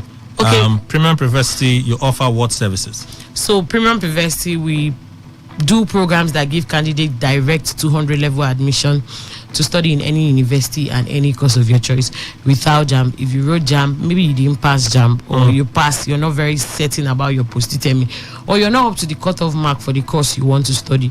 You don't have to sit at home and wait for next year for JAM. Come and enroll for these programs, whatever course you want to study. Premium University, these programs are giving you this admission to study whatever course you want to study, whether it's a medical course, law, whatever it is you want to study. The programs are giving you the license to gain admission into 200 level and study this course of your choice.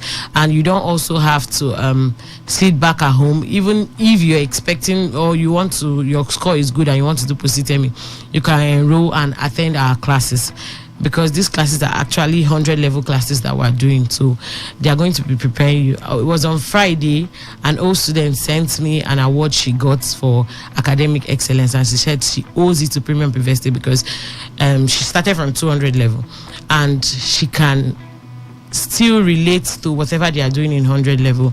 And she's standing out because of how well we're able to groom her. When you look at this guide, that's the scheme we're talking about. You see down to 200 level work and a little bit of 300 level work in it. So we're preparing these students. When we say we make it easy for you to get first class, we know what we're saying.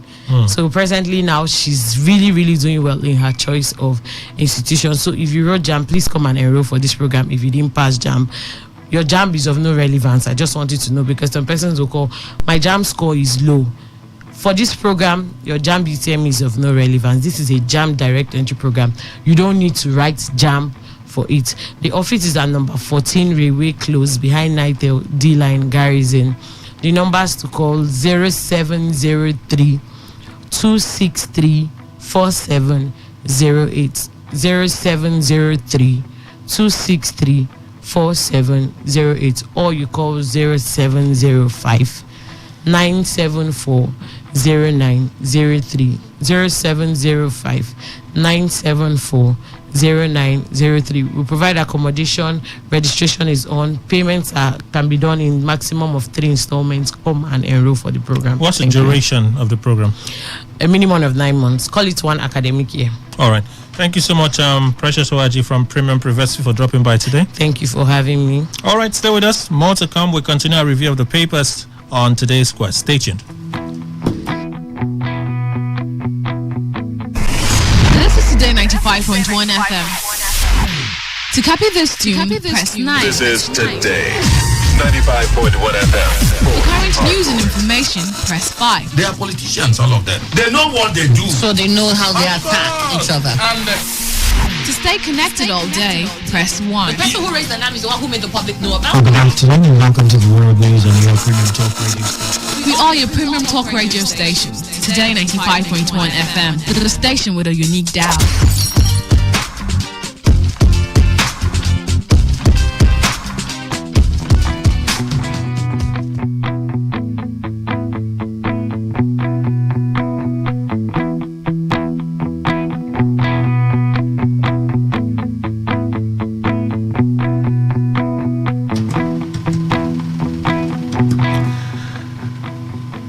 Well, thank you for staying with us. It's today's quest on Today 95.1 FM. All right, Kelly Kemenjima is my name. 20 minutes now past the hour of 9, and we're looking at the papers this time. Shortly, we'll turn our attention to opinion poll, and then we'll look at some of the matters captured by the papers this morning. We're just on 2. General view. Statement made by the former governor of Rivers State of how he was poisoned and miraculously his life spared. And then members of the panel were sharing a thing or two about that. But while I wait for Barrister Wardy to join us in a moment, I'd like to turn our attention quickly to DCBN policy. And let me get the feel of Architect Bozimo on this. Additional guidelines. The summary of this is that while the banks will continue to process your personal travel allowance, your business travel allowance, school fees, medical bills, it's now going to be at the unified rate. I've not checked this morning to know what it is what the naira is trading against the dollar, but it's last time it was 7 something. I haven't also checked because, like maybe 70 to 80% of Nigerians on a daily basis have very little to do with the direct dollar cost. Okay. But I would say this seems to be part of or related to the objective of the current government to remove that opacity and that disparity between rates that certain select few people used to be able to get officially and what was called the parallel market, where some of them could turn around immediately and sell at massive profits. So now, if you need dollars, go and get dollars from the banks at rates that the banks determine. It's almost called market forces. What is the short-term outcome? I think, for one, if you truly need dollars, you shouldn't feel while buying it on the black market that somebody who's your neighbor is getting at 400 and something. Now everybody will get it at, a more narrow band. The difference will be 1 naira. So 1.5 naira. The spread is 1 naira. Not 300 or 200 and something as it was before. Now, so it will also mean that you will think carefully about what you actually need dollars for. Here the other related story, that at a snap of the fingers, petrol consumption has dropped. I can say, for me, I've been rationalizing carefully where I'm going and why, and how much fuel as a result I need to buy. So it doesn't surprise me that indeed petrol consumption is dropping. I may be unique, but I suspect many Nigerians who, even generators, there was a time generators used to come on as soon as dusk comes, 6 something, and run them to 12 midnight or more. Now I see people staying in darkness till about 8, 9. Could that also be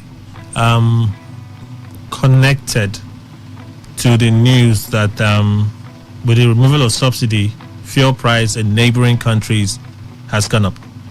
Yeah, I'm saying when you talk about rationalization, because we started from the dollar, banks being told, restrictions being removed on dorm accounts and all that, I've always felt that the policy of outright bans, which was often pursued, you block the borders, you ban this, you ban that, I've always felt that those policies were some of the most primitive responses to economic needs. Okay. And they characterized the former administration. So it seemed as if a more liberal approach is coming with the current administration, and therefore you might be seeing some of these things and the directives with the dorm accounts and all that. Is it good for our economy? Is this direction good for? There's a part here where they removed a certain ceiling of $10,000. Yeah, you see, for dorm accounts. No. You can get up to $10,000 per day. You will still need to do multiple things over $10,000. So it's almost like the 5 million restriction you have. I think you have to report it.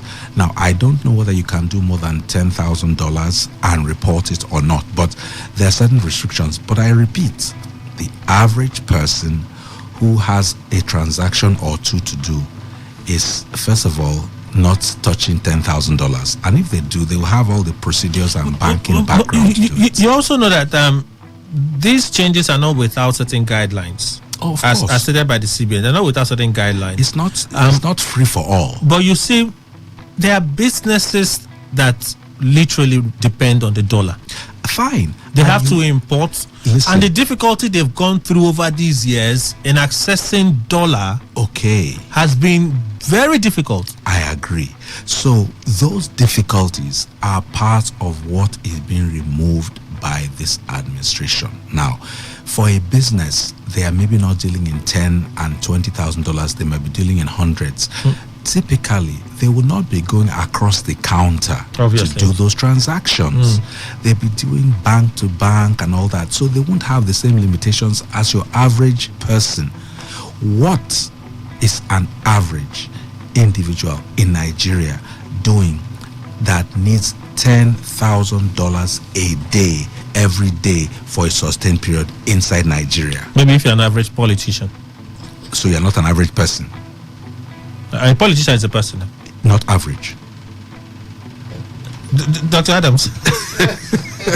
Is a politician? Can't a politician be average?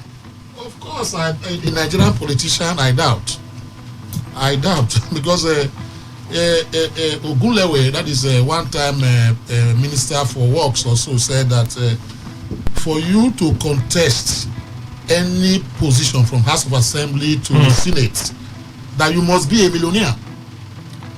Either you borrow millions to contest that particular position, as the case may be. I don't know if I can take a bite in the economic this you talk about. Come on, please. Good, because you see, for me, I am not an economist. I am not an expert. So, like many millions of Nigerians are not. So, we're talking about $10,000, whatever rate, and it's going up and down. No, but I don't care about that. What the Nigerian people want is, because I see politicians run to television and begin to award themselves that, look, we have brought down the price of dollar. That is your duty. That is your duty under the Constitution. So you don't need to come and brag that you've done this, you've done that. If you go to chapter 2 of the 1999 Constitution, specifically section 16 sub 1B, let me tell you, if I have the permission, I can read out what that particular section is about. Is that for any government that is formed at the local government level, state level, the federal level, that you must manage the economy of the state with expertise and for the happiness of the Nigerian people. It is specifically stated there. The word happiness in the constitution is underlined, open and close. So if you go, you become a governor, you become a local government chairman or president, as the case may be, and you are not able to manage our economy, in an expertise, manner for the happiness of Nigerians, then you have failed us. This is what I'm talking about. I don't bother about the juggling of figures. We are not too good in it. I'm not an economist. I don't analyze economy or whatever as the case may be, but the duty must be done, by the government at all levels. Okay. So that is my take on this. So whatever Tinubu is doing at this point in time, I don't know the way and manner he goes about it. I don't know the way and means he goes about it. What we are saying is that you have a mandate under the Constitution, go to section 16 sub 1B, that you have to manage the economy, manage the federal economy in such a way that it benefit Nigeria and make them happy. Okay. So if you delete, if you derogate from that particular mandate, then you have failed Nigeria. That is what my own take on this. Let's see if we can lace this with another issue. Let me go to back to Architect Bosimo real quick. The subsidy issue and the complaints that some of the marketers at the time had. Now we've heard from NNDPRA that 3 marketers have been licensed to lift product from July. Lift raw fuel, petrol to import or to import for consumption. I see. From July, all right, Okay. 3 of them. They had complained about access to forex, the greenback. That's what they call it, right? Yes. The greenback. They've complained about that access. Now the government has said we have removed the ceiling. You're not going to get at a subsidized rate from the CBN for whatever thing. Everybody go to the market and buy at what the market forces will determine the price to be. If, for instance, that you take into consideration importing fuel, would it make it easier now for the marketers that have not been licensed to lift the product to so do and sell to Nigerians at a rate that perhaps will not be jaw-breaking? Listen, it's a business. Business has its inputs, processes, and expected profits. So the thing that these people have is a license, so they have the backing, the sovereign backing. Therefore, they are now in a position to approach, financial bodies or institutions and give them a bankable proposal where the institution will see its profit, they as a business will see a profit, and the populace will see the product. What's not to love there? What should the problem be? Because whatever ceilings are removed, you go to a bank and say, I have this potential, let's use 1 naira. I have a 1 naira business. I need to get money from you at X rate. You will get 30 kobo when I'm done. I will go home with 30 kobo. Once the bank can finance it, everybody, they do the business of 1 naira 60 kobo. everybody's happy. Do you think the banks can be liquid enough to carry the demand? Well, what are they doing other than providing money to do business? We're If talking they're about not dollars. liquid, We're talking about dollars. Sir. if they are not liquid, they need to close down. Let me go. That is why they are banks. They should also get into partnerships with other people to make it fun. They are out to make profit. Once they can see the profit, it's a risk-reward thing. Once they can see the profit, they'll be financed. Okay, before we get to opinion poll, let me, Barrister, what do you wanted to say a few things about the need to have 3 of those big vehicles and the mid-range vehicles. Do you still want to talk about that? Yeah. Please do. The third president of Egypt, Anwar Sadat, when he was sworn in as the third president of Egypt, he came from the military store. He said, look, for a leader to come to a stardom, that he needs 2 things: to be famous and to be relevant in leadership. 1, there must be proper incentive, accommodation of all ancillaries. That was what assisted him to defeat and to take over the Egypt Peninsula, or what we call Sinai Peninsula. Now, if you look at, that was in the, should I say 70s? Now, there is no government that moves without a convoy. There is no government that moves without having, do you know why they have those things? No. You have your commissioners. The commissioners, when they are moving, they don't move with their own convoy. You have the press. You have other people, SAs and PAs. Okay. Now you have the elders in council. Look, government is not a private kind of, it's not a private organization, it's a public organization. Okay. Now you need these people to be in that van. If you see, sometimes the governor don't even follow his own, sometimes his own private cars. He joins that same van. Because you see the elders in council, the SAs are there, you have the PAs, sometimes the commissioners, because as a commissioner you don't move with your own car, you have to join the convoy. It's like what happened to Rochas yesterday. No thanks to those people that came to say, I condemn the kind of attempt. I thank God that God was with Rochas. He was not even in his convoy. He had to join another convoy. No. They had, from what he said, what I read, they had dropped him off and the convoy was returning to Enugu. Thank you. That's what I'm saying. Nobody knows the one he joined. Nobody knows if, because they've gotten to Kiwe from, we have another narrative, different accounts on what happened, the one I read. So nobody knows. Sometimes the governor can even decide not to even join he will just join any of those vans, you see. And if you see when they are coming down, when they are going for commissioning, you will see other invitees that are coming in. Sometimes those cars are not even used for their own private or luxuries. They send it to pick up most of these invitees. And secondly, you can't do without having those things. You need them. Okay, must you have them in 3s? You can have them in 4. You can have in 10. Remember when Salif Johnson was sworn in? Go and look at how many convoy. They needed it because people were coming from Monrovia and all the rest. Okay, so how about the people of Liberia? The Liberia. How about the people of Liberia? Are they dying? Are they complaining? They should make their life better.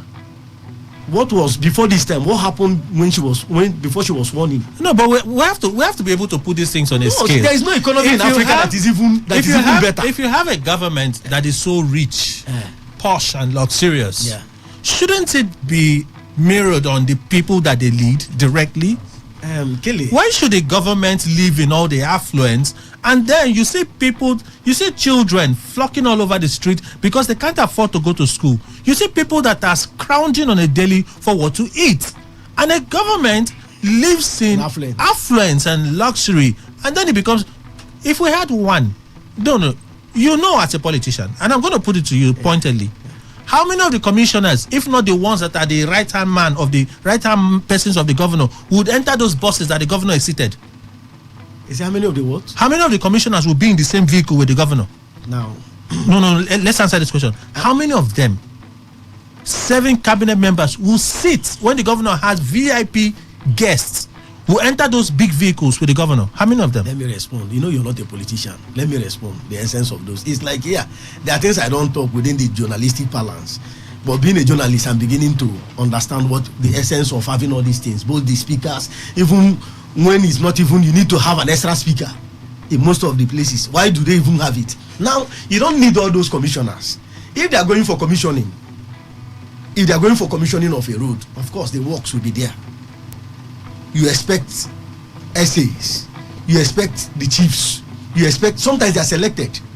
And now let me tell you, government, these things are planned. There are people that plan this thing. Everybody must not go in. I have been privileged to be in one of the convoy. In fact, we came for a visit. I'm not a member of the cabinet. And as he was leaving, he said join. Now, no, he didn't say I should join. He didn't say I should join. No, I mean, now, maybe he was going out as you arrived. Now, and all of you had to leave to the venue. Why they were moving, they say the cars were just open. Everybody had to. Nobody will tell you come down. Hence, they have profiled you. You are among those that are supposed to be there. They will just, even SSS won't even question you because they know you're there with somebody. Everybody will go in. Now, it's not that the main thing is not just for relaxation or luxury. No.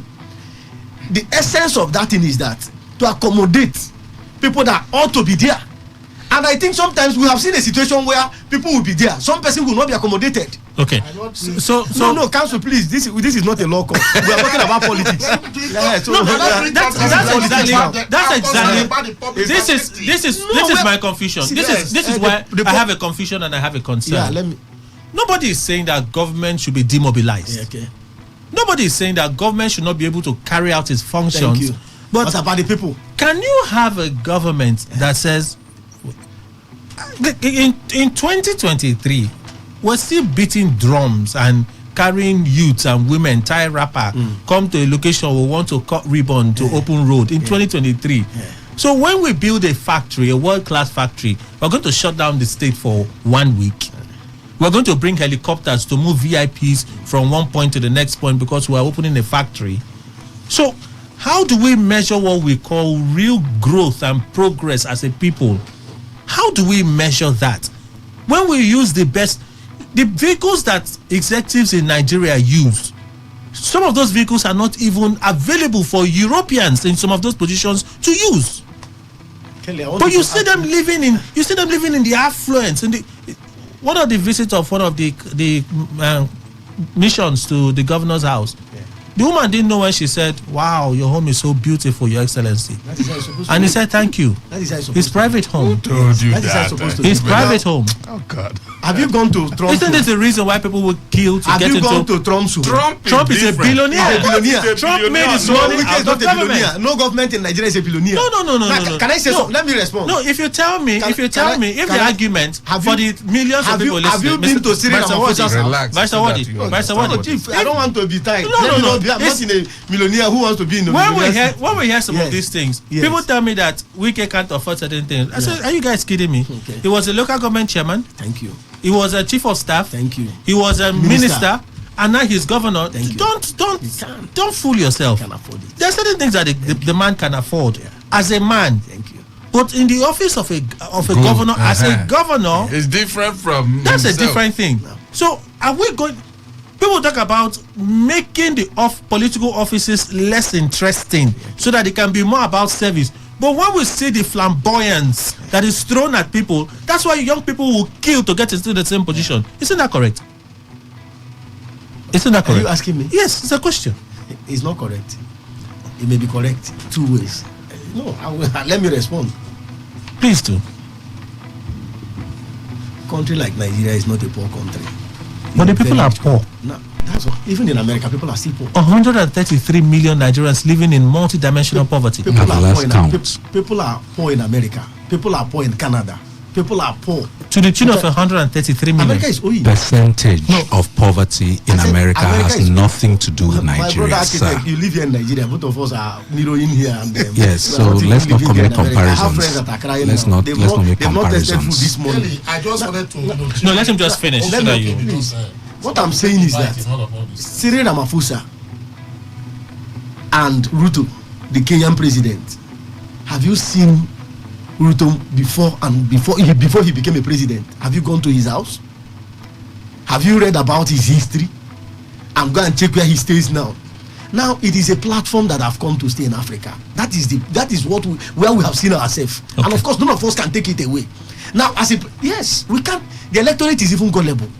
Okay. You and I can shout. Okay. It's an organogram that if you come in, this is where you must follow. Okay. And I think nobody can take it. Even those of us in the studio who can only speak here. But the executive has a choice. Does the executive reserve the right to say, rather than 10 vehicles, I would rather say let's use 5? Has anyone forced him to say you must use 10 vehicles? We have seen situations where people come out and say, look, I don't need 5 vehicles. Governors here, we have seen some of them. Okay, so it can be challenged. What seems to be a status quo, what seems to be a normal can be challenged? It can be challenged. Okay. But then it has come to stay. Let's never forget where this conversation originated from. The sympathy deservedly for the governor's ailment. And we are saying we are sorry for the sympathy, for what of the enjoyment? We haven't taken our eyes off it. It's about, if we sympathize, oh, this happened. We know that once you get into certain positions, there's envy. Yes. Right? People will do things to get at you. We know that. So we understand. So Kelly, remember the person that entered, did he not do certain things himself? I don't know. To stop others? I don't know. Let us be talking as humans. See, Kelly, what I just want to ask, perhaps my friend Wadi Chimene as a politician will answer. In such exotic cars, maybe extra exotic cars are not used in governance or in government. Won't that government run its course, the terms, whether 8 years or 4 years as the case may be, and then go out and then supply people with needed maybe amenities and all that, the much you could, because there's nobody that will become a governor and then everybody will just become rich. But at least there's a way you will see that this government is progressing. Everything is going better than perhaps the previous ones. And then it will be a reflection on the people. But once government now has all the fleet of cars that are too high class, and people are, like you see, NBS will come up with statistics that Rivers State is, in fact, the third, there's something index they call it. They say it's political. Forget that political. Are we not seeing it? Do they have? They say it's political now. That the MBS report of late has become political. They have fought several. Let me ask Jimena, if forget about MBS. Let me remove MBS. Yes. Are you now saying that the employment opportunities for Rivers youths? Tell me, this is not MPS. Employment what? Employment opportunities. I don't know. Ask the question that what are the employment? Calm down. Okay. Let me ask you again. Okay. Now, Rivers youths, are they employed? Chief, you see, you can't stay in your comfort. I'm asking you now you're asking me how far you've seen. Chief, how far as I speak to you now, yes, 10,000 youths are being the processes are going on. They are entering. You see, when you're not there, when you're not there, it becomes a problem. 5,000 youths. I want to no, please. I can put the chairman of the youth here at Rivers State now on spot. As I speak to you, people are applying. Is it the head of the youth council? Yes, Chidoke Humo. He was even on reading day before yesterday. As I speak to you, both non-indigenous and indigenous are applying. So, but the process is ongoing. It's ongoing, and people are being. As I speak to you, I have more than 70 persons that are beneficiaries. Okay, but it doesn't mean that I will be. No, I won't speak again. Vice Adams, I think add something. Yes, let us not.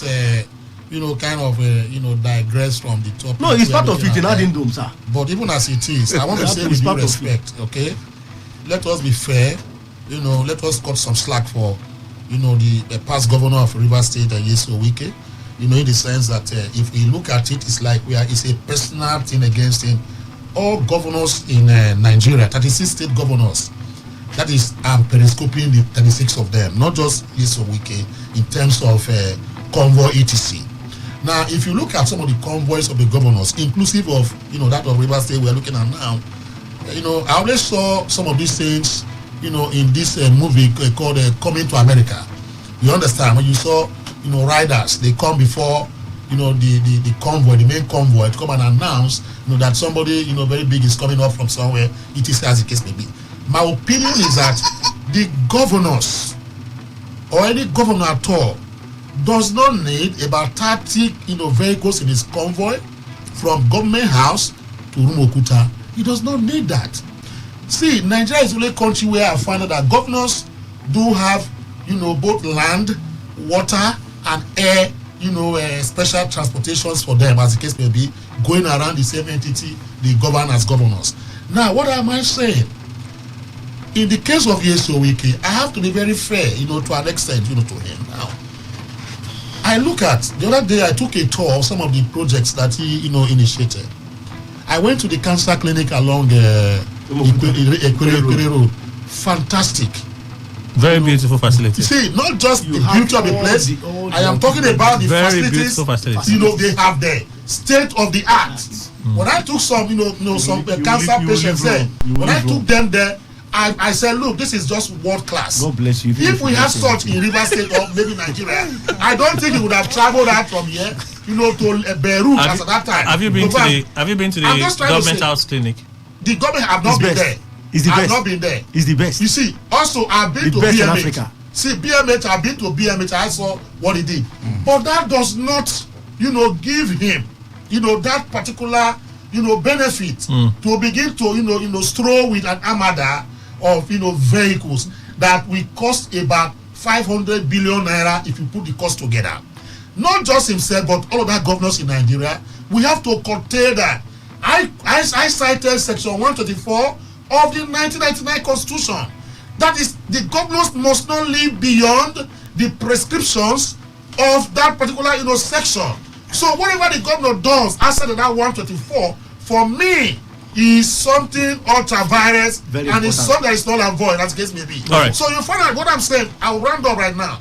What I'm saying is that for you, a governor, to have maybe about 5 bulletproof cars in your convoy, and each of them worth about 20 million naira, as the case may be, I mean, that's an aberration. We don't need to encourage that. I always like the view of that, I think it's the last one. That's the same executive vehicle that the governor is using now, similar Efebra. Yeah. That SUV. That's right. That Mercedes. That Mercedes. They call it Maybach.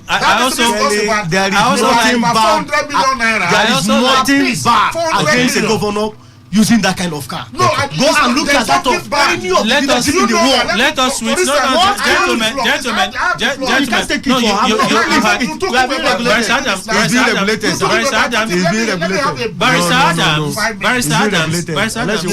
you had concluded. You just concluded. You said no. You said you were concluding. You had concluded. You had barrister. Did I say so? You said let me conclude, and you had concluded. Because I was haranguing and push me to that level. No, we all want to harangue in a certain direction, but we need to come back because we don't have all the time. I know I'm the one that pushed this direction, this conversation in this direction, because it's needful to talk about it. No, Barrister, I will not allow you to proceed any further. No, President of Egypt. No, I don't want to know. I don't want to know. So we've not had a president. Leadership must be protected. No, leadership is not individualism. Without leader, you must be protected. With the training of our SSS. Yes. Okay. With the training of our SSS, even if the governor was using 4 vehicles, it would be difficult, almost impossible to touch him. Please, can I say something? No. Let me just tell you the leaders that have died. Let's move on. No, we're moving on. I take responsibility for this. Let's move on. So I hope you people are ready to talk about Nnamdi Kanu and Asari Dokubo. I hope you don't mind. If you feel uncomfortable about this, I won't blame you. Okay. I've not gotten money. Today is Monday. So basically, we're aware that Asari Dokubo was. Where, sir? Are you okay with this? Well, I'm okay. I don't have any problem. Okay. It's my opinion. All right. Yes. So he had said he encouraged Tinubu not to release Nnamdi Kanu because he will be encouraging criminality. And stakeholders from the East haven't taken that nicely. They've been very hard. Very hard. Masop, first of all, fires back to say the former militant leader is a criminal and an economic saboteur. And he has no moral impetus to be making that call. This is what Dokubo said. Releasing Nnamdi Kanu is rewarding criminality and rewarding gruesome murder of innocent people. He should face the law for the actions and instigations he has carried out. Condemning the comment, Masop leader Uche Namadu said the call is a rant of a frustrated criminal. It says Asari Dokubo should be ashamed of himself for biting the finger that fed him. By selling his conscience as an object of cheap sabotage against the collective interest of the Eastern region in order to get relevance from the federal government, he fought against and killed hundreds of military and other security guards. Asari Dokubo is a criminal, not Nnamdi Kanu. How can a man with illegal possession of general purpose machine guns and hundreds of AK-47 call a man without a catapult a criminal? Masop wishes to remind Asari Dokubo how himself and his militant criminal boys destroyed and vandalized petroleum pipelines in the name of self-determination agitation for Ijaw people. That's Masop. Inviting Nnamdi Kanu, Dokubo, enemy of government, or Aneze, fires too. They expressed outrage over the attack on Nnamdi Kanu, leader of the indigenous people of Biafra, by the ex-militant leader, Asari Dokubo. Let me see if I can take some of the quotes by the national president of Ohaneze Ndibo Youth Council Worldwide, Mazi Okunabuki. He accused Dokubo of being sponsored by those who want to destabilize President Tinubu's government. He says, we have always known Asari Dokubo as a rabble-rouser who is not interested in the progress and prosperity of this nation. This is a man who has been in the creeks for years, sabotaging the country's economy. We all know what it is to sabotage the economy of a country. What other crime could be more than this? But seriously, the same man who claims to have repented, even his boys are still in the creeks, has the temerity to brand Nnamdi Kanu as a criminal. Let me stop here. I'm not going to speak for anyone, but we'll just try to state the facts for what we can recall and mention. If you want to take a break to think about these things, we have 7 minutes. 10 a.m. we have the news update. When we come back for the news update, we'll sit well on it a little bit. I'm not going to push on this. Let's not break. Because he had a visit. He paid a visit to the president. He said a lot of things. Asari Dokubo is not one who is shy or afraid of speaking. I see some of his videos on social media and I'm like, okay, he has said something, let's move on. That's how I react to it. But this one has garnered a lot of national reaction. The allegations against Kanu, there are some messages that I have seen. There are some things that I heard. And when they shared those things with me and they played those clips, I couldn't believe what I was hearing. As a journalist, I couldn't believe some of the things I was hearing. There are persons... From Kanu? Yes, supposedly from Kanu. Okay. I couldn't believe some of those things. Some of the things were suggestive of destroy, kill them. If they let their own go, when you have rumors of the army integrating repentant Boko Haram members into the military, they say if they can do that, go to the police station, kill them, blah, blah, blah. I knew someone, a young man that used to communicate with us on the radio. And during the NSAS protest, he said our leader told us to kill them. We will kill all of them. And I said, bros, this is not the way. Oh. You know, that was the last time I heard that guy's voice on the radio. Till today, I still wonder, is he alive? He would always call and say, oh, Kelly, Nigeria is not fair. Our leader this, our leader that. And that day during the NSAS protest, when the Oibo saga escalated, he called on the radio. And I said, bros, this is not the way. I told him, this is not the way. That was the last time I heard his voice. I don't know if he's dead today. Maybe he's taking the right way now. I don't know. I don't know. He has gone the right way. So, you have all of these things going on. Yes, we know what the court ruled. And we know that the matter is now before the Supreme Court. Yes. It's a man that is standing trial. We understand. And now we're not going to begin to preempt what the court will do.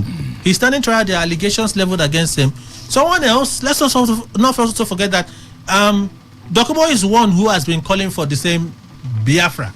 Thank you very much. He has been supporting Biafra. He had some running battles with Nnamdi Kanu about the leadership of IPOB.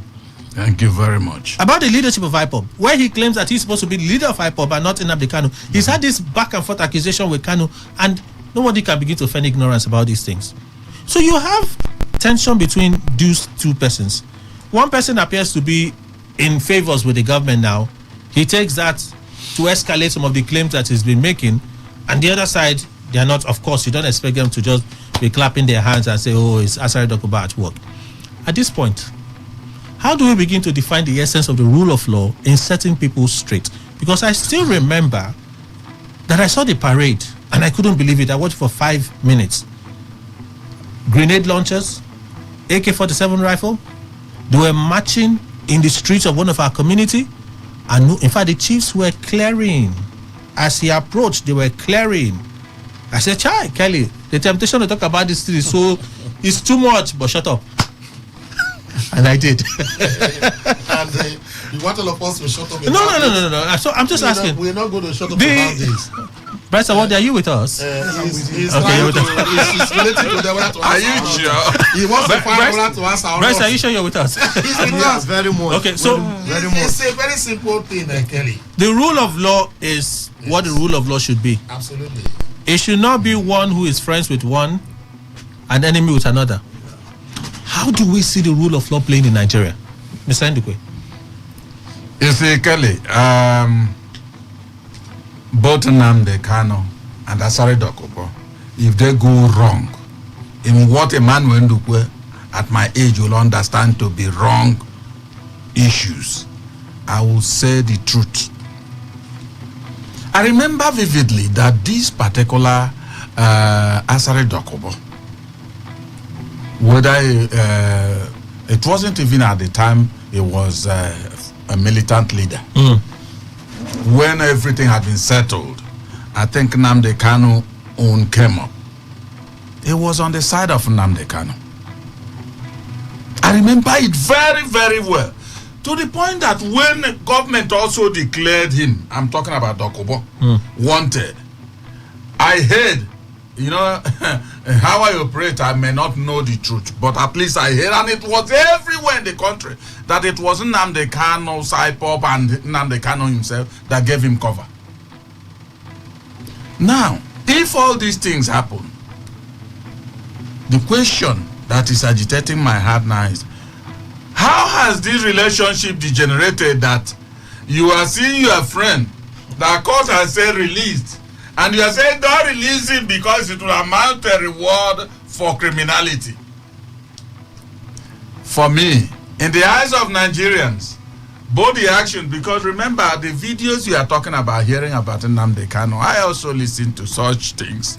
And if truly is Nnamdi Kanu that is saying all those things, then you will also be thinking, are you fighting against your government? Because I said until Nigerian government grants IPOP that particular independence, they've not been given the independence. And you cannot stand up and fight the government that you are struggling with, who eventually will give you the independence. Now, then the Asari own, we also know the kind of weapons they used against the federal authorities in a bid to assert their own claimed independence. Now, just suppose these two events, which one is not criminality? If you look at them very well. So I always tell you here that pots should not call kettle black. There are times for everything. Sometimes when things are happening because of the impulse of the nature of situations on ground, you may take offense and start doing in a way that government itself will look at you as being a renegade. And at that time, when you eventually agree to certain terms, everybody should forget about your activity in the past. Because nobody, Kelly, I tell you, that is a human that is completely squeaky clean. None. And so, both Asari and Nnamdi Kanu, I think they should not be bantering ways in terms of criminality and all that. Because perhaps they did whatever they did at the time that the situation required it. Okay. We have to go for the news update. When we come back, maybe we'll continue. When we come back, you'll conclude, and then I take other reactions as well. Stay with us.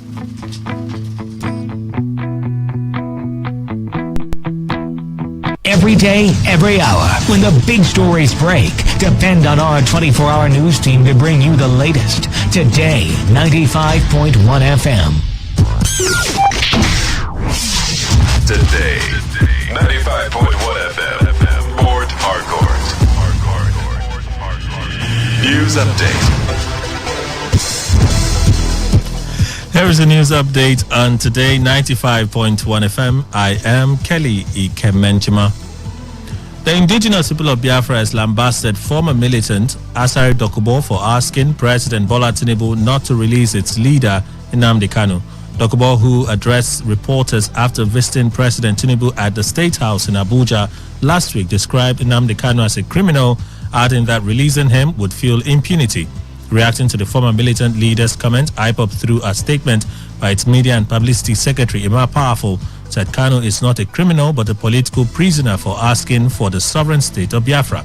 IPOB also said they are not in the league of militants and oil pipeline guards, but stand for freedom for Biafrans, including those on oil pipeline security guards for the oppressors. IPOB also averred that Kanu was not part of Nigerian youth that started the NSAS protest in 2023. The Middle Belt Forum has alleged that the 8 years of Nasir El-Rufai as governor of Kaduna State were marked with massive killings and decimation of Christian-dominated areas of southern Kaduna. The forum noted that the former governor acted unconcerned with the genocidal attacks on communities located in the south, where scores of towns and villages were decimated and tens of thousands killed. The forum also accused El-Rufai of deploring religion to subjugate the area by denying the indigenous groups political appointments. The National Publicity Secretary of the forum, Isuwa Dogo, made the allegations in a statement. He further noted that the former governor remained a clear present and future danger to the unity of the nation, saying that both Governor Uba Sani of Kaduna State and President Bola Tinubu should be wary of associating with him. On the foreign scene, 9 Egyptian men are due to appear in court in Greece in connection with the sinking of a trawler last week after that was carrying hundreds of migrants. 78 persons are confirmed to have died in a disaster, but hundreds more are feared to have drowned.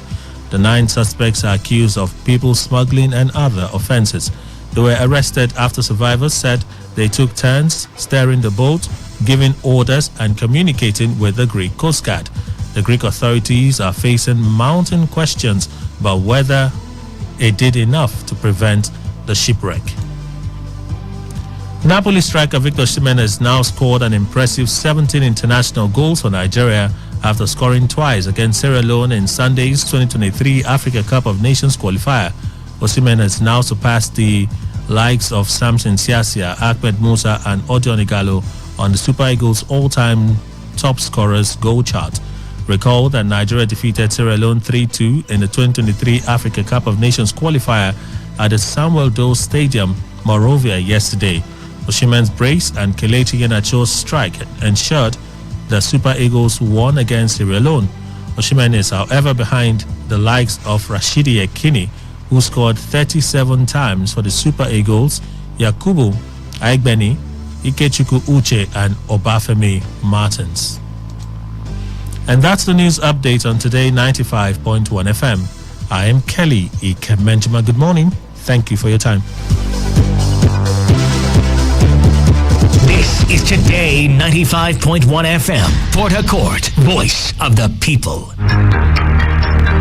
Did you know that there are over 8 million listeners connected to our frequency, covering 6 states across 2 geopolitical zones? Take advantage of our reach and advertise your products, services, events, and businesses on Today 95.1 FM. Get value for your money as millions of people get to know about your business. Give us a call now on 0818 389 2850. Again, 0818 389 2850.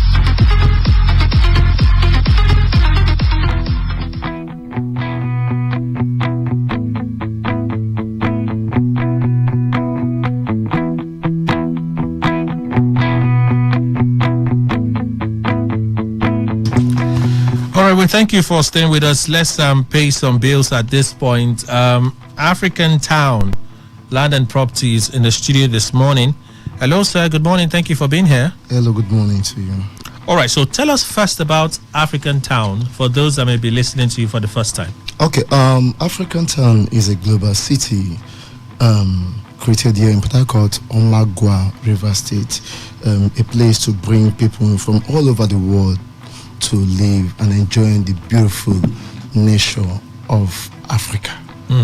So, and then basically we're on promo we decided to extend it till the end of this month. That's when the promo is ending, because we'll be receiving several calls that please extend it. We are salary earners, so please extend it. So the good news is that we've decided to extend it till the end of this month. Okay, so what was 2 days? Democracy Day promo, Democracy Day and the day after. Yes, as was moved to the Friday the week after. Normally we will have ended this Friday. That's what I'm saying. Yes, that was last Friday. Yes, now. So that's the week after Democracy Day. Yes, sir. Right. Yeah. And then from that moved again to the end of the month. Yes. Just to accommodate more persons. More clients that have been calling to beg that please extend it. So we decided to listen to them, and we've given them this opportunity. Okay. But they may not get it again. I can't tell, but they may not get this opportunity. But now, what we are doing now, we are bringing in the new Alaba International Market down to Omagua. It's called the new Alaba International Market, right inside the Africa town. Okay.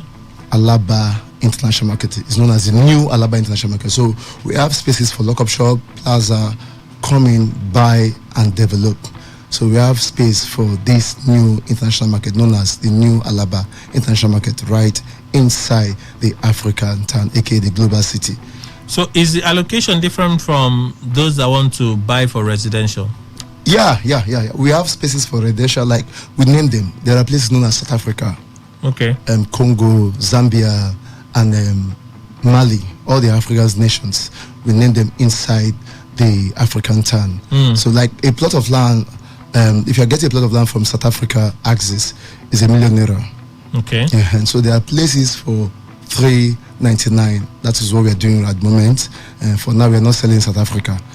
Spaces at South Africa. That's one for $1 million. Yeah, for $1 million. So, but the same area, the same land, they are close. But there's a way we had to part it differently from the other land. Okay, so what is available now? So what is available now? We have Congo, the Mali, the cities known as Mali and Congo and Zambia and Nigeria also. So don't tell me Nigeria is the cheap one. It's not as if Nigeria is a cheap one, but we just have to make it that way. But South Africa is expensive for now. We are not giving out South Africa. So what we are giving out is the Gambia, Zambia, Nigeria, Mali, and the rest for just 399,000 as against 800,000. 399,000. Come and get a dry land, beautiful land from us, African town. And very quickly, let me call out our phone numbers: 070 6674 3297. 070 6674 3297 or 070 1174 3262. 070 1174 3262. So and the line just close to Omagua International Airport. There is a 10 minutes drive from the international airport to the site, right from the Omagua station junction. Just about 5 minutes drive will take you to the land. So, and our inspection times are 10 a.m. Visitation time? Yes, yeah, to sightseeing. Okay. So if you want to visit the site, from 10 a.m. down to 5 p.m. every day, we have available transport means for you. Okay, so let's talk about your payment plans. All right, we basically, for now, we're just giving out 2 months grace in terms of payment, instrumental payment. So the least we can take is 100,000. They will give you, spread it for 2 months, then you balance. We issue a document to you for free. So why should people buy from African Town? All right, we are real, we are genuine. By the time you make your payment, we allocate your land to you. Then you start building. That is it. You can go to the Equity local government and confirm for yourself. You see things from yourself. The land is there. Visit the community, ask questions. So we are real. No encumbrances. No, nothing more. No machine grinders once you're done paying for a plot of land or more. But if you go for 5 plots, we are giving 1 for free. Okay. And if you go for 10, we are giving you 2 for free. We have over 2,000 plots of land. So what if you have somebody that wants to buy from South Africa? For now, we are not giving any bonus for South Africa. If you buy one plot of land in South Africa, it's 1 million naira. Okay, if you buy a plot of land in South Africa, it's $1 million naira. Yeah. But South Africa inside African town in Omagwa, Port Harcourt. Okay. The South Africa allocated area. Yeah. Is part of the African town development. Yes, sir. Yes. Yeah. Also the Alaba International Market too. The new Alaba International Market. I was going to ask you. Okay. So the residential, which is the different areas you mentioned, Zambia, Nigeria, and the rest of them, they go for a plot is 399,000 as against 800,000. So how about people that will be looking towards the shops, the markets? Is it the same price? Yeah, for the market, we are not building the shop. You have to come and build your plaza, your lock-up shop. But we have space for that, known as the Alaba, the new Alaba International Market in Omagwa. We have space for that. So come in, we'll give you land, either 2 plots or 5 plots. Build the kind of store you want to build. The same promo amount, yes? The same promo amount, but not in South Africa. Yeah, but we understand it, not in South Africa. South Africa is $1 million naira. It's $1 million naira for a plot. Yes. But if you but want in to South Africa, we are not building plaza, no market in South Africa. The area that you've created for market, like the Alaba market, which you mentioned, a plot there still goes at the promo price. Yes, it's around Zambia. It's around Zambia. Zambia and Nigeria, they're close. So that's 399,000. As against 800,000. As against 800,000. Yes. So if one businessman comes that he wants to buy 5 plots, he will still get one free? Yes, he's still getting one free. The promo is still on. It's ending this month end. It's still on till month end. So the promo ends at the end of the month? Yes. Let's recap that promo again. Rather than pay 800, you pay 399,000 for a plot. Okay. 399. Then if you are going for 5 plots, we give you 1 for free. If you go for 10, we are giving you 2 instantly. We are locating your land to you instantly. As once you are done paying, instantly we are locating your land to you. So quickly call this number once more: 070 6674 3297.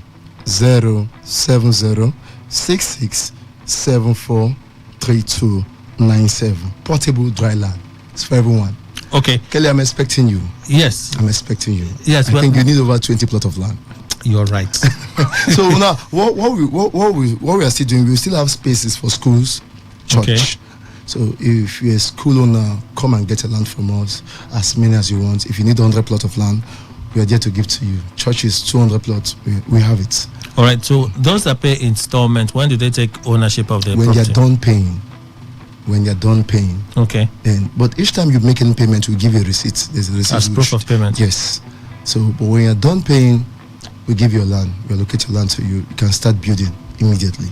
And you're not settling anyone again except us. Okay. So when you have people that still doubt the sincerity of what you're saying, let them come to the office. The office is number 47 Emmanuel Plaza, Omagwa Junction Station. Number 47 Emmanuel Plaza, Omagwa Owerri Road, Port Harcourt. Number 47 Emmanuel Plaza, Omagwa. Come, you see things for yourself. We'll take you to site, go to the community, make inquiries. Okay. And you're free to pay. All right. Your phone numbers and physical address again. All right. The phone numbers are 070 6674 3297. 070 6674 3297 or 070 1174 3262. 070 1174 3262. Our office is at number 47 Emmanuel Plaza, Omagwa Junction. Number 47 Emmanuel Plaza, Omagwa Junction. Come and buy land from us and save for the rainy days. Do you have a final word? My final word is this: grab this opportunity. You might not get it again. Buy land as low as 399,000. Full plot 399,000 as against 800,000. Buy 5, get 1 free. Buy 10, get 2 free. The phone number for last time 070 6674 3297. 070 6674 743297. All right, thank you, sirs, for dropping by this morning. Thank you, Kelly. All right, we'll continue with today's question a bit. Stay with us.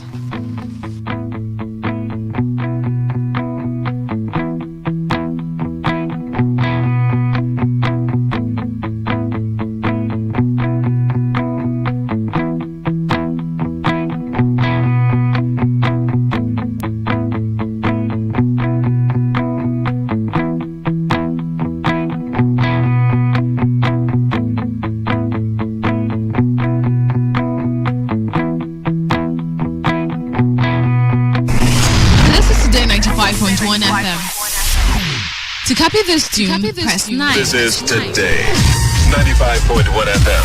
For current news and information, press 5. They are politicians, all of them. They know what they do. So they know how they attack each other. And to stay connected all day, press 1. The person who raised the name is the one who made the public know about. Good afternoon and welcome to the World News on your premium talk radio station. We are your premium talk radio station.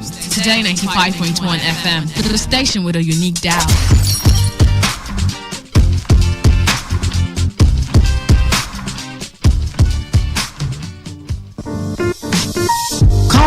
Cultism is a monster whose ravaging effects have left tales of woes such as loss of lives, kidnapping, drug abuse, threats, destruction of properties, blackmail, rape, and many other ills in society.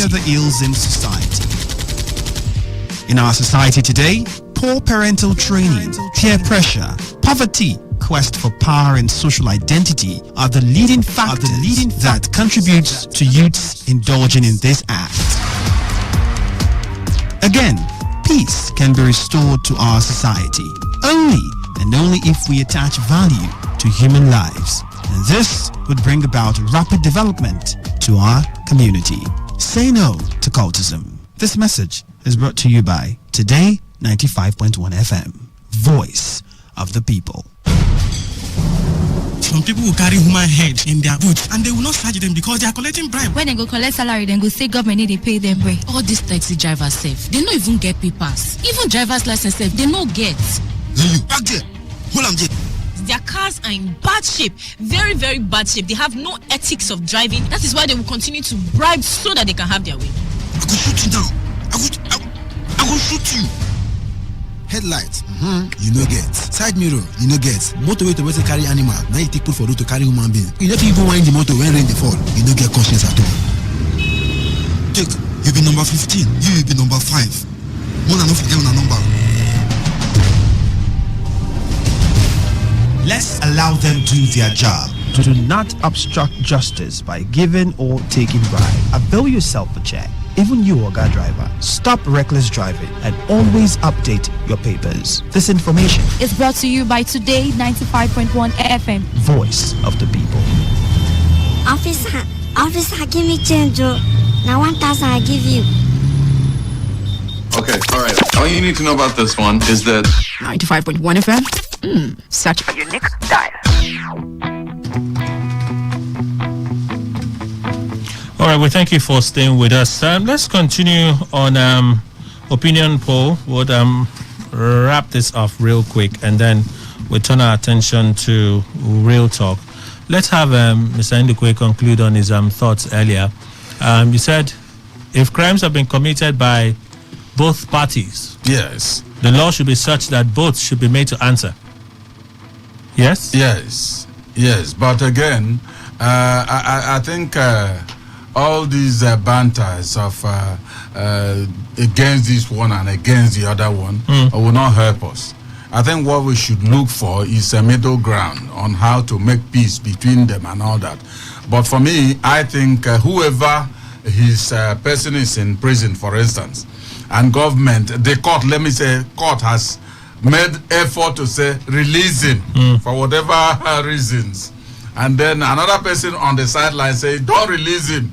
The other person that owns that man in prison will be annoyed, but let them not be too naturally hot. Yes, naturally I'm talking about, but let them not be too hot. Let them know that it is a hand that touched a pot for a pot to fall and make a noise. So there must be a cause for anything or reason behind any happening. So Asare and what's his name, Nnamdi Kanu, I think it wasn't Emmanuel Ndukwe that made you two friends. So you should continue with that friendship. Okay. Akitebotumo. I think this entire conversation is predicated on the fact that it appears that the government has refused to obey lawful orders of the courts. If I do stand to be corrected, but they've appealed. Every time I hear that argument, I don't think it's tenable because they've appealed it. It's at the Supreme Court. So, I mean, I'm thinking it has been a real long-running saga. I don't know what the average length should be, but this seems to be one person. I don't know that the matter. I just keep hearing the matter being pushed and pushed and pushed. Everybody is entitled to their day in court. The legal system runs as the legal system runs. I'm not in any position to say yea or nay, but the fact that the two of them are having, well, it's reported that one party stated something about the other party. That's the conversation we're having. Everybody has their opinion, but what should take place eventually is what the law prescribes. So whether, in this case, Asari is of the opinion for his own reasons that Nnamdi Kanu should not be released, it should not matter if the court eventually prescribes he should be released. That's what should happen. Opinions should not matter when they are put side by side with lawful orders of court. So if I understand clearly, rather than have executive interference that allows for Kanu to be released, as a lot of persons are calling and praying and Tinubu to do, if he decides to say, let's allow the court process to continue. Yes, if he decides to do, you see, that's why you have the separation. You could do a prerogative of mercy if you chose as an executive president. But other than that, there is an ongoing process. So he could decide to withdraw charges. The federal government could withdraw charges and say they are not prosecuting anymore. Not prosecute. That's also possible. So that is an option that remains open to the president. Whichever it is, I don't know that the opinion of Asari or me or anybody else, it should be a government-led and government-driven decision. Everybody will have their opinion. There are even some people in the southeast who would say, let's Nnamdi stay there. But one way or the other, it should be the legal processes and context surrounding the offenses he's alleged to have committed that should drive what happens next. Not my sentiments, not anybody's sentiments. Bryce Adams. Okay, I think my own take on this is Kanu and Asari, they've been working together on the Biafran project. And I could remember that the government, first of all, did not like, they are coming together to work for Biafra. Because having Asari on one side and having a Kanu on the other side, they became very vociferous. You know that Kanu is not the person that even started the Biafran struggle. After Ojugu, you have Masop. Now, what was really was taking on that particular level? But what made IPO became very popular was because of the radio station they set up. So they could reach out to millions of people, just like what happened in That's Rwanda. the illegal one. The illegal one, yes. So they worked together until, I think, 2021. 2021, what happened was this. There was an allegation, by, I think, a Kanu that said they gave money to Asari to go about 20 million naira. That hiked Asari, so they were exchanging words. Asari said, you should bring proof that you gave me XYZ amount. Kanu said, I gave you, it's glaring. Then Asari started accusing Kanu that what he's doing with the Biafran project is to milk the Southeast and make money for himself, that he has set up a con empire. That is the accusation of Asari Dokubo. That's where the problem started. I believe that what castrated that particular problem between them was choreographed by the government of the day under what I refer to as the divide and rule or divide and conquer method.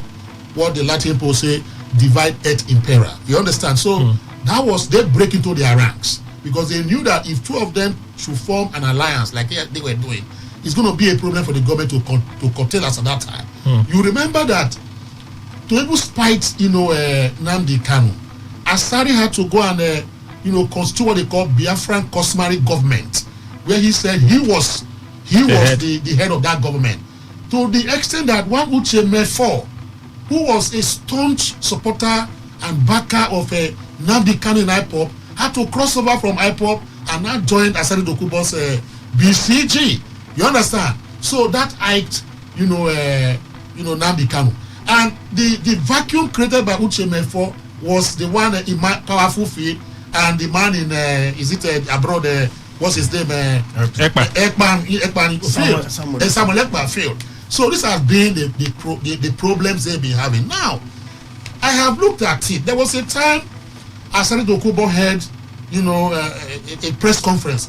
He brought in some stations to his village to tell them that, you see, the word Biafra did not originate from the Igbo, whatever as the case may be, that Biafra was an Ijaw word. You understand? He described it in a way, so it was so vociferous and vehement against that particular point and even defense that he needs Biafra, but not the kind of Nnamdi Kanu's, kind of Biafra. That was in 2021. I thought they had resolved these issues until this came up again.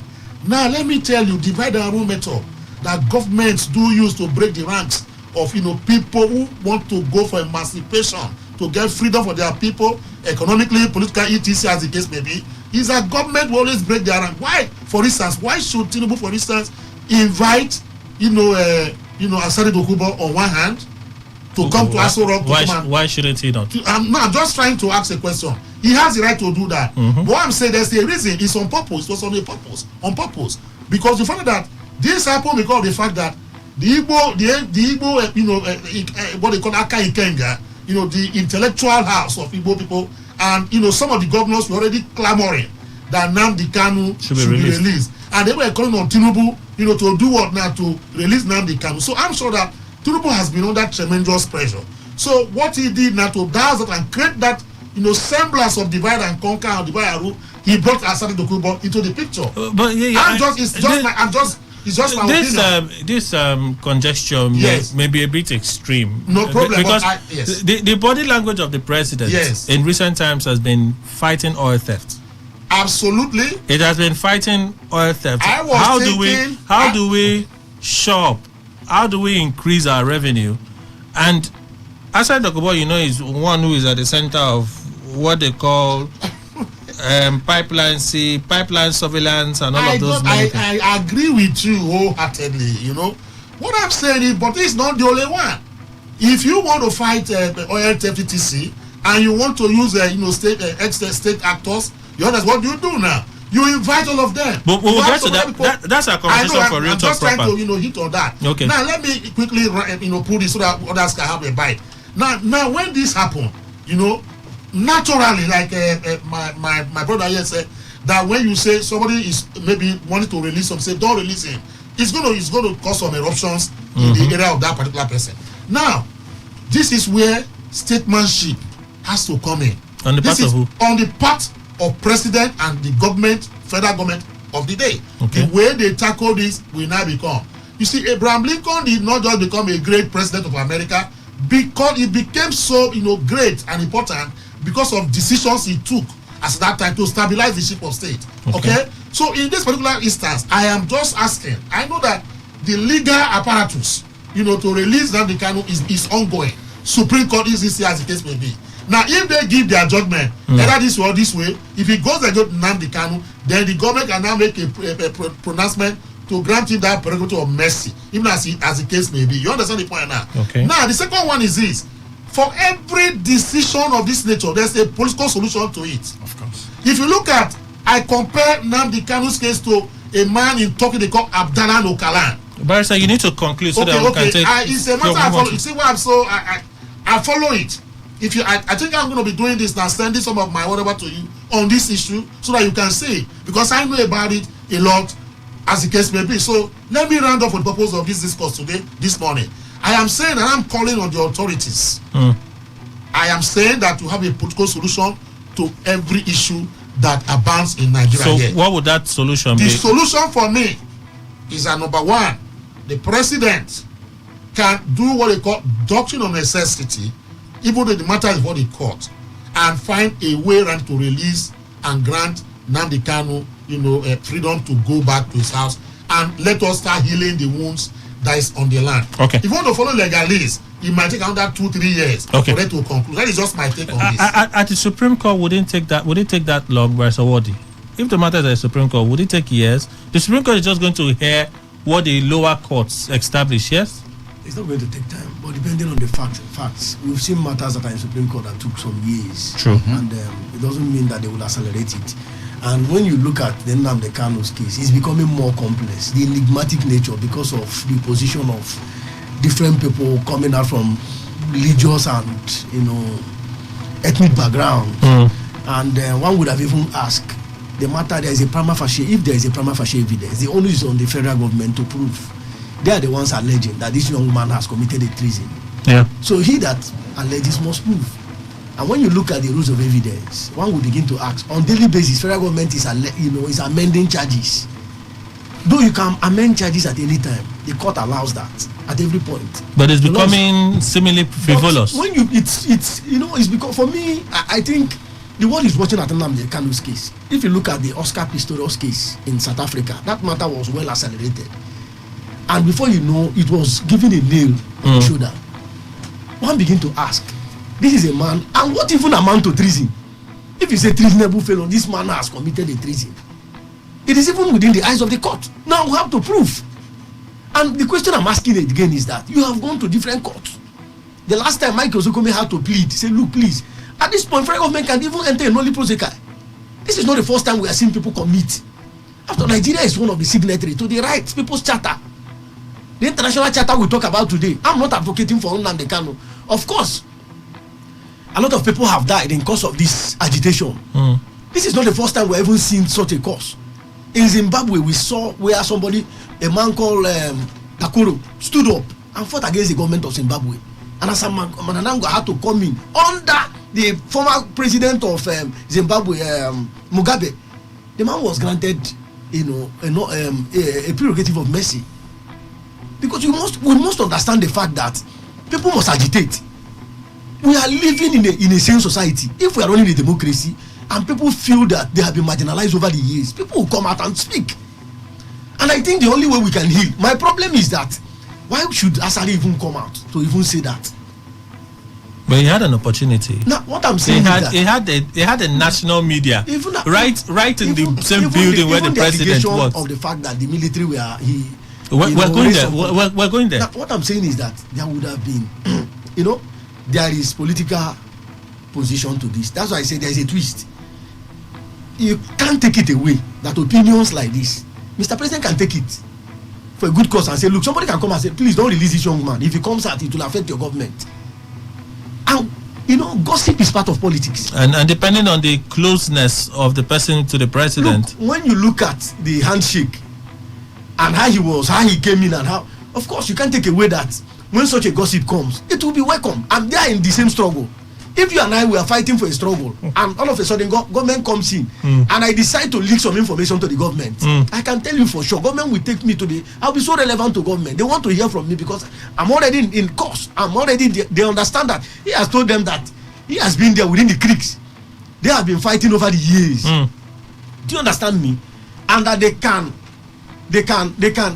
government should believe him. So you can't take away such opinion. The government can decide to say, look, what Asari is telling me is true. And that can even form part of the court process, what we call obiter dictum and all the rest. The judge can look at and say, look, this young man can affect the national security. And once anything happens to tamper, once it has to do with national security, government will raise its eye. And that's the reason why you can't blame. And when you say independence of judiciary, what is the independence of judiciary? When the appointee or the appointer is the federal government, he regulates. So at this point, the question that should come again, if I bring in Nnamdi Kanu, will it affect national security? Is it even proper? So the position of Asari for me, it doesn't pose that kind of statesmanship. At his age, for me, it should be above 50 or getting to 60. And one should have, at this point, Nigeria should be reconciling this kind of ill wound. The young man will not remain there. Okay. We have seen people who committed different vices in Nigeria. They are working freely. Okay. So if the court deems it fit, because keeping him there on daily basis, of course, there is agitation going on. Every Monday, I go to the east, but I can't go today. Okay. But because of these things, the more you keep him there are those that are having mischief interpretation that simply because this man is from Suso side, you want to kill him. There are a lot of coloration to the arrest of Nnamdi Kanu, and this matter has lingered enough. And, so let federal government look at it and with the eyes of the law and maybe political solution. Dokubo's statement is adding fuel. Yes, it's adding fuel. I can tell you that. All right. I have seen situations. Somebody can come out and say, "See that young man? Don't release him." There was a man that was arrested in my place some years. Do you know that somebody had to call the DPO and say, "No, release him." Even when everything has, the DPO say, "Let's come for peace." So DPO now look like this man. There is information he just got now. Okay. So these things are they are unnecessary. We'll still stay with Asari Dokubo, but I'd like us to go to a second matter, still from what he said, because that statement and the reaction already. This is for those that missed it. All right. This was what he said. 99% of oil theft can be traced to the Nigerian military, the army and the navy especially. The army and the navy intimidate the civil defense, who are by status the people who are supposed to guard these pipelines. They receive a lot of money from NNPC, PCL, and the IOCs, and just across the corner, you will see a houseboat. A few meters from the houseboat, you will see an oil bunkering refinery or tapping directly from oil well heads. It is very pathetic now. What is happening in the Niger Delta in the past 8 years was unprecedented in the history of oil production anywhere in the world. These military men are armed from the army and the navy. Nothing will happen. The president has promised to take decisive action to make sure that this does not continue. It is brought to an end. Okay, so that's what he said, and this one the military did not take it kindly. They said Asari should not stop there. He should mention names. He should mention names. There is also another story of a retired general that is saying that, well, on one hand he says, well, should we take this in seriously? It should be investigated, and then it comes down hard on Asari to say that he's attention seeking and he's just trying to rub the military in mud. To our reality, we know that when it comes from Asari, there are many sides to this that will cross my mind. In the last months of President Buhari, we know that surveillance contract was given to Tompolo. Yes. And when that contract was awarded, that's a new name. One of the persons that cried out was Asari. Good. And the moment I heard it, and others cry out, I said, don't worry, they'll settle. That cry out was, I don't understand. You will come from Warri to come and secure pipelines in my own backyard. I knew what it meant. And the next moment, Asari said, oh, we have settled. We're going to see that oil theft stops. But in as much as some persons may not like the fact that Asari is the one saying it, because some have alleged that he benefits from the same thing, can we now say that the military is not involved? Because while the military too, they have said, Asari, call names. And Asari did not call names. Governor Nyesom Wike had alleged and mentioned names of some top military officials involved in oil bunkering, oil theft in River State. So, the military at this point, they are saying, Asari, call names. Yes, he's the one that has talked now and is getting all the attention. But if we're intentional and serious with this oil theft, and a thorough investigation were to be done, would the military be exonerated? Professor Wadi. You can't take it away. We have had a lot of, clandestine investigations, from private individuals, and these people have been caught in the web. And we have heard a lot of testimonies emanating from villagers on the complexities of these men on uniform. But you that alleges must prove.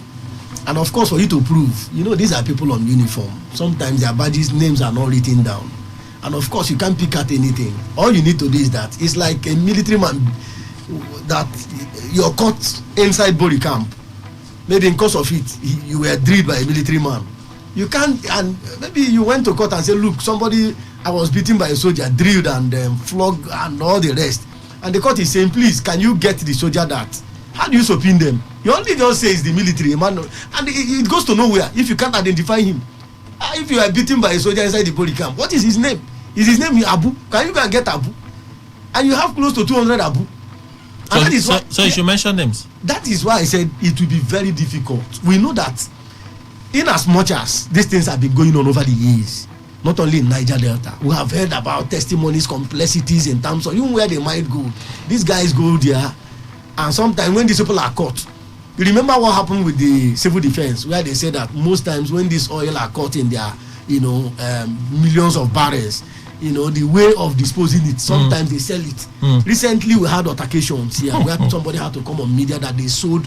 In fact, the marketers want to even go on strike. Wasn't that on Thursday? On Wednesday? On Thursday. On Wednesday. Yes, on Wednesday. So these are the issues. And they suspended. Thank you. They are there on the front burner. We know that there are men on uniform who pretend this evil.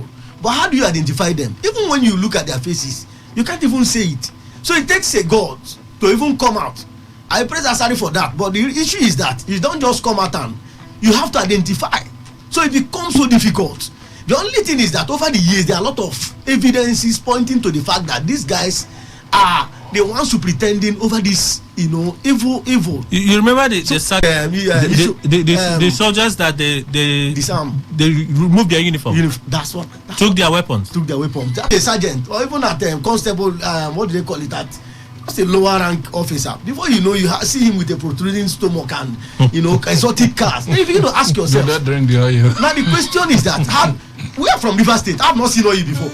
When you say oil, the only one I get from the filling station. I've not seen oil like we only say we are from here, but I've not seen oil. I only see pipe run down from my community, but I don't know if it is oil or palm oil. But these guys are privileged to see these things. So, but you can't take it away. The evidences are there, but none of them have been prosecuted. If they are caught, you see them, they will be released. Okay. Because these are law enforcement officers. It's like arresting a policeman, taking him to the same police station. I don't know what you expect. Even taking a lawyer to the court. Of course, there will be some messes. Somehow. Counsel, why did you do this? Somehow. So what we are saying is that if there are measures, somebody can name it and shame him. It's not even enough. How do you prosecute these people? There are a lot of complexities. If you go to, I have an archives where they rot in the oil industry. Who are the superintendents? They are men on uniform. But what we are saying is that there are accomplices. Most of the accomplices are the villagers.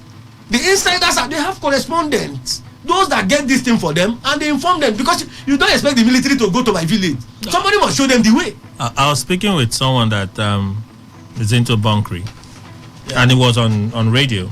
And the guy said to me, it will surprise you that when somebody is deployed from a top-ranking official, the moment his name is announced to be deployed to this direction, that is it. His numbers are shared with the community. Thank you. They call to say, we are loyal, we are the ones doing business here. Then they do familiarization visits. Exactly. So let me move from Bryce Awadi to Mr. Ndukwe. Is it Kelly?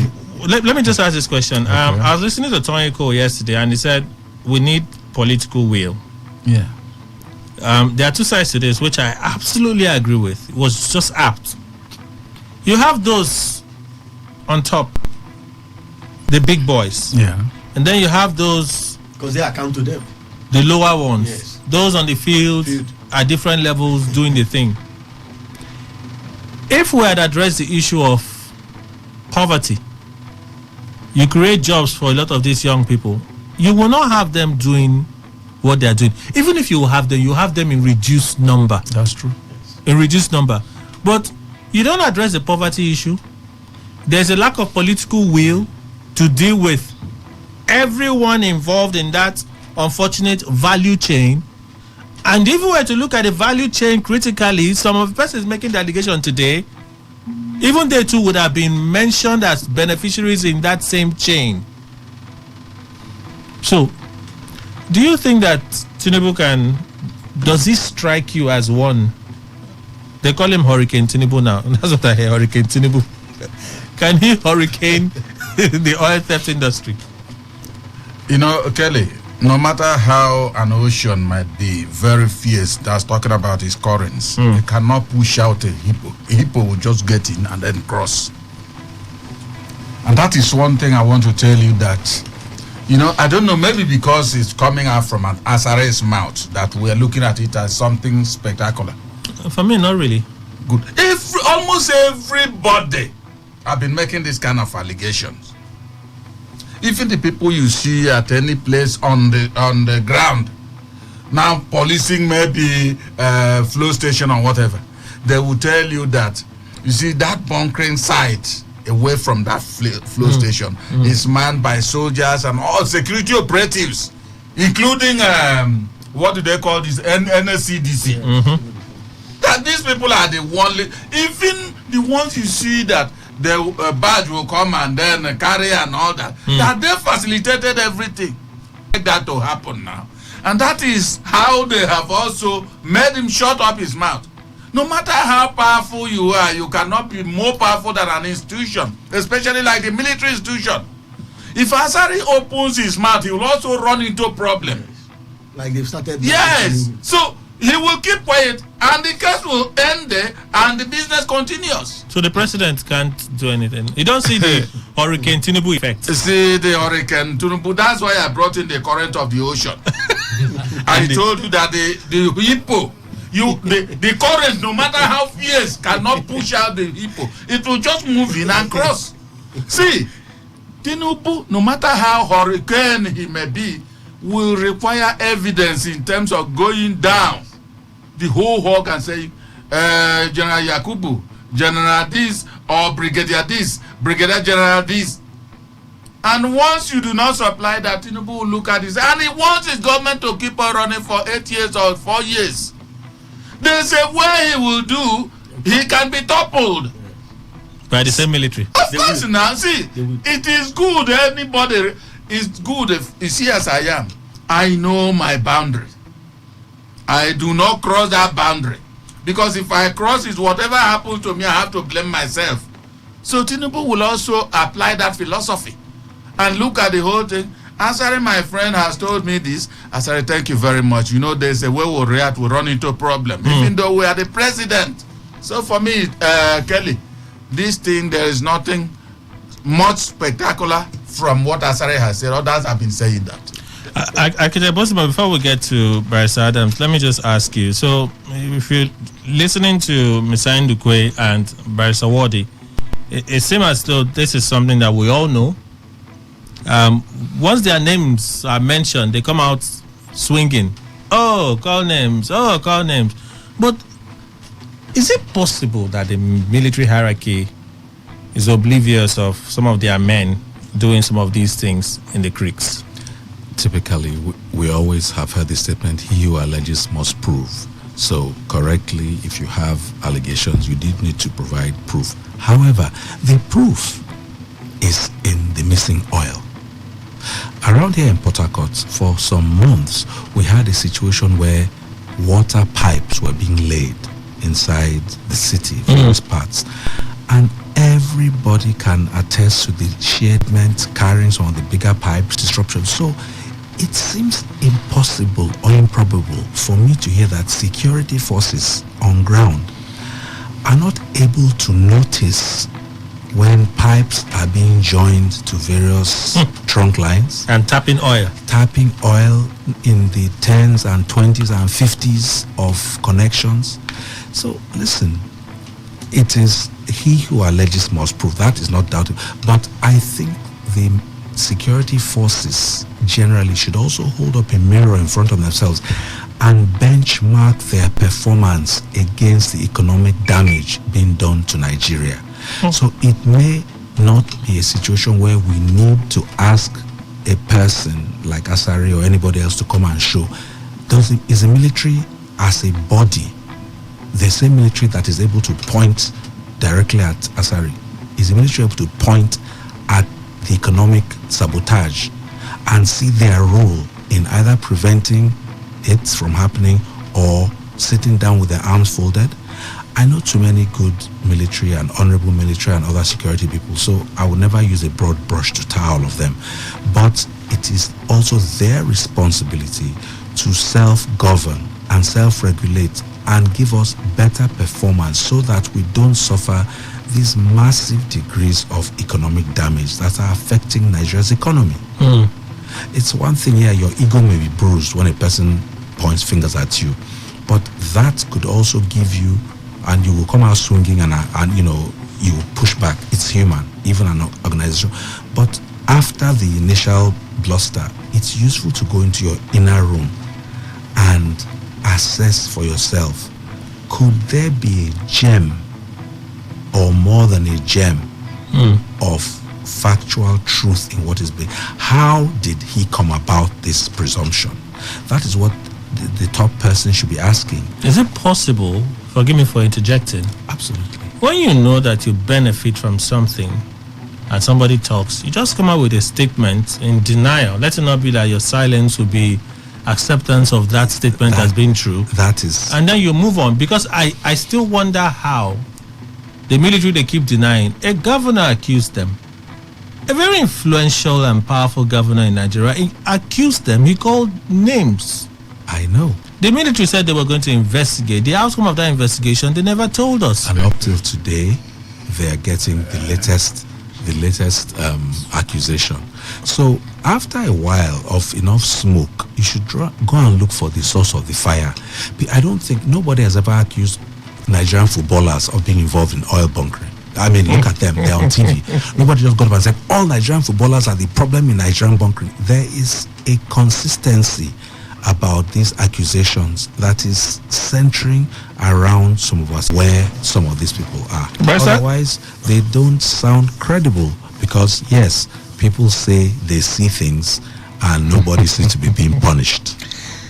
I would have loved a situation where the military would have told us that the men that they were the kids. I think that's the word. In MOR, those officers that their weapons were taken away, and the military came back to storm the community in looking for them. And eventually the community were able to get their rifles and their uniform back to them. They were very fortunate. There are places that they won't recover those rifles. So my thought here is such a denigration. The military would have at least made a statement. At least the Bori camp here should have made a statement to say this that happened. These are the things going forward that we will do. It was said that these persons were involved in this and this, but we did not hear a statement from the military. It was only the council chairman, Chidi Lloyd, that spoke about it. I said, oh, these are criminal elements. The community leader spoke about it, criminal elements. The military at this point continued to deny. And yet they continue to... I still recall when they started this dance about, oil theft. We found sophisticated pipeline tapping from our blah, blah, blah, from somewhere to the high sea. Chief of Defense Staff, Mele Kyari and the rest of them decided to get into the bush so that something will increase in their accounts and stuff. That's what some people said. That all those things that they were doing, it's just so that when they finish, they will increase money that somebody will get in their account. Nothing come out. And that's why I made the example of the water pipeline. Imagine that number of pipes. Imagine the engineering effort that it took to connect all those pipes. You are telling me that no security forces noticed anything happening? Told us that the corrosiveness of most of those pipes, some of them have aged, and of course you will see that. So it's easy to tap it. It is very easy to tap Kelly, it. before you go to Barisada, see, let me tell us, as far as I understand, somebody that is an engineer on that oil pipeline and all that. He told me, Mr. Ndukwe, just listen very well. If there is nobody in the control room that shuts down the flow of oil, you cannot touch that pipe. If you touch it because you want to open it, The you pressure. will just die. The pressure will kill you with everything you want to do, and then set everywhere ablaze. But they are doing it every time. Just the maze of it. They will tap here, tap there, tap there. That means there's complicity from the control room. See, anyway. First. So, Bryce Adams, at this point, perhaps what we can hope for is a reduction in the theft, but not a complete stop to it. It's not possible. Let me use the word not possible right now. You know why? If you go into history, you find out that oil theft did not start today. It started in the 70s, as far back as 1971. That is when this syndicate was set up. And this syndicate, you have the military, the navy, and the rest of the armed forces. You have the community or communities around that borderline. You have international communities and syndicates that are involved in this. Even some countries do participate that contain millions of crude were found in Equatorial Guinea. You know, some time ago. Yes. And when investigations, continued, we find out those who own those barges. They were top military men and politicians in powers at that time. The government said they were going to investigate all this. Not today, nothing was done. All right? So you find out that what happened, as Senator Kubo just reiterated the known. That is something that we already know. You see, the Philistine, carpet baggers are in the military, the civilian dispensation of government. I am telling you that Shehu Shagari's government, part of why it was, toppled was because of this oil, theft and things of that nature. The same goes for every government. No government, has been able to do what? Tackle this. To even say, let us reduce, the theft. Talk less of eliminating it. I did a matter for one naval officer in Port Harcourt. I mean, against a naval officer in Port Harcourt. I think in 2010. And I was trying to ask the lawyer on the other side. I said, why did you accuse, my client? You threw from that 7-story building down. Why did you accuse him of stealing Oga 600,000 naira? He said because he is the man in charge of that section of the house. So I said, is the man in charge of that section of the house? He said, yes. That is why they are accusing that nothing goes in and comes out without his knowledge. Oh, wow. So I am now looking at it rhetorically, asking the Nigerian Navy and all military commands around that area. If I say oil is missing in that area, and I say, look, who took this oil? Will you give me, flimsy excuses that you don't know what happened? I will say directly that you are in charge. Either you connived or colluded with people there to take or steal that particular, oil from there. So that is the situation. They cannot deny it. It has gone beyond that level where we say the burden of proof is for those who alleges. The reverse is the case, just like reverse osmosis right now. That why is the reverse not the case? The burden of proof should be on the military that we did not steal. Not that putting it to the doorstep of Senator Kubo or any other Nigerian at all. Mention names. You understand, to mention names. Which names will you mention? A government that left before, the United Arab Emirates, and some other countries sent names of those who sponsored terrorism. Nothing what happened? Nothing happened to those people, even though the names were mentioned. And I want to shock you also. During the Babangida regime, do you know that names of officers that were involved in oil theft in Nigeria were mentioned? Some of them are still living today, owning big companies into shipping oil, etc. as the case may be. But their names were prominently mentioned in that particular list. When IBB asked for why they have to look at and investigate, it was an inquiry that was set up on why oil theft is this monumental as the case may be. Who is aiding them? As at that point in time, I remember, and even recently it was echoed, that Nigeria should be able to talk about removing subsidy on petroleum. That if Nigeria government should fight oil theft, that the issue of subsidy, they can even manage and finance it, even if it's to pay for the next 50 or 100 years as the case may be. That you retain that subsidy to ameliorate the suffering of the people, face and tackle oil theft, because what is going out of that place, let me tell you, Nigeria, for instance, was to produce about 150,000 barrels of oil to the OPEC basket. But as I speak now, we cannot even meet that particular 150 per day. What we are taking there is about 60,000 per day. Then the rest is not stolen. That quota has increased. It has even increased. Our production has increased. It has increased. But if you look at what goes to the oil, the quota, the OPEC quota, is very minimal compared. This.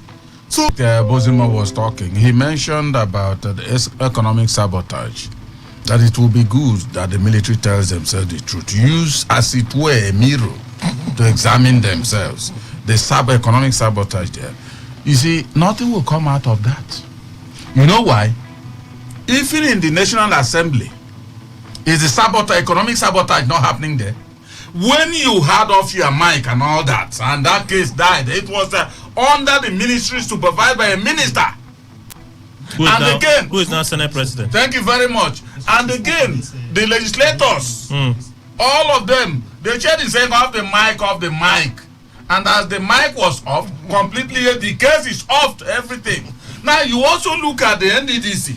They said the forensic audit, it was as if the troop is coming from heaven to conduct the forensic audit. As soon as you ever reveal it, that the Niger Delta will just become better for it. But after the audit, no revelations have been made. Okay. So for me, high-level government officials are involved in the economic sabotage, which you always talk about, against the people knowing exactly who are involved. Some are even known, but greater number are not known. So they form themselves into a cabal that may be stronger than federal government. I know you have something to say, but I had this question to ask you. Let me just ask you. If they were to review the NNPC contract for Tantita, do you likely see a crisis between these ex-militant warlords? You can see what is going on. It's a rat race. What is going on now? Asari wants to be relevant. And of course, Asari wants to be relevant. And everybody wants to be relevant. These are the same people that are saying that they are fighting for the Niger Delta people. And we all know that they are fighting for their selfish interests. Like politicians. When Asari had his own opportunity, he went to where they call Niger to build his Benin Republic. I wonder how many of us that can take ourselves right now that fear has got up to Niger. So these are the things that should be written down the Guinness Book of Records. These are people whose interest is, to survive, to ensure that their pockets is on the basis. But you know that when that interest is threatened, it won't only affect people in those communities. Yes. It would also affect the national revenue. That is it. Now, the question you asked, if, of course, they will reveal it. Any government that comes will want to review. But in course of review, you have to be careful. Because remember when Tom Polo was subpoenaed, we heard that he will be arrested under the kind of spirit and muzzle that language. Before you know, the young man was walking freely. Court said they didn't have any. There was no case. They couldn't establish a case. Court threw out the case. Let me tell you, Kelly. Let me tell you, we are living in Nigeria is like an animal farm. You understand me? Where some animals are bigger than some animals, and of course, it keeps growing on daily basis. Those that are not lions, if you find yourself you are an ant, of course you have to respect yourself. So these are the same people. You think that there are a lot of interpretation to that visit, Yasari's visit. Of course, he's going there. Remember, he said, "Look, I will minimize the oil theft." Then you begin to ask yourself, who is Asari? Is he a military person? How does he want to? Because there is a running contract going on with Tentata. So is it that they are going to suspend the other one and he will pretend? Of course, this is a new era, and he has played his role in terms of advocacy. He was some few days, we saw him moving from one Supreme Court to another with his fleet of soldiers, around Abuja. So he has played his role. This is the time of indemnity. And that said, we all know what will happen. What is going on now is the war of economic war. Who is going to take over? The Niger Delta axis. So, of course, the president will give him, some kind of, because when they review, there will be a lot of rot. Even the data, there are a lot of inadequacies going on. Most of the revelations going on too are pointing to the fact that the spirit they came up with in terms of recovering most of the danger zone where this oil economy is going illegally, those things are no more being shown again on AIT. We're only seeing the ones in the past. So it looks as if we are not even moving forward. Even if Asari comes up, there is one economic, there are a lot of benefit going on in the bush. There's a lot of huge compromise. And the question I'm asking is that, of what might do these people? Are they soldiers? What kind of right do they have? Are we not all Niger Deltans? I've asked myself, those that are peaceful, what are the reward for peaceful people? Because some reward. They are not soldiers, but they can also muster courage and then men to give soldiers. And you know they have an advantage. They have an advantage of familiarity with the terrain. Mm-hmm. They know the terrain. Yeah, you pay them. You have to pay them very well. In Nigeria, you know, give them insurance. We have Kelly. We have gone beyond that. See, it's like the level of intelligence Nigeria. We are going into digital intelligence. You don't even need to know the terrain. All you need to know, we have monitoring planes. We have aeroplanes that are, what they do is to monitor.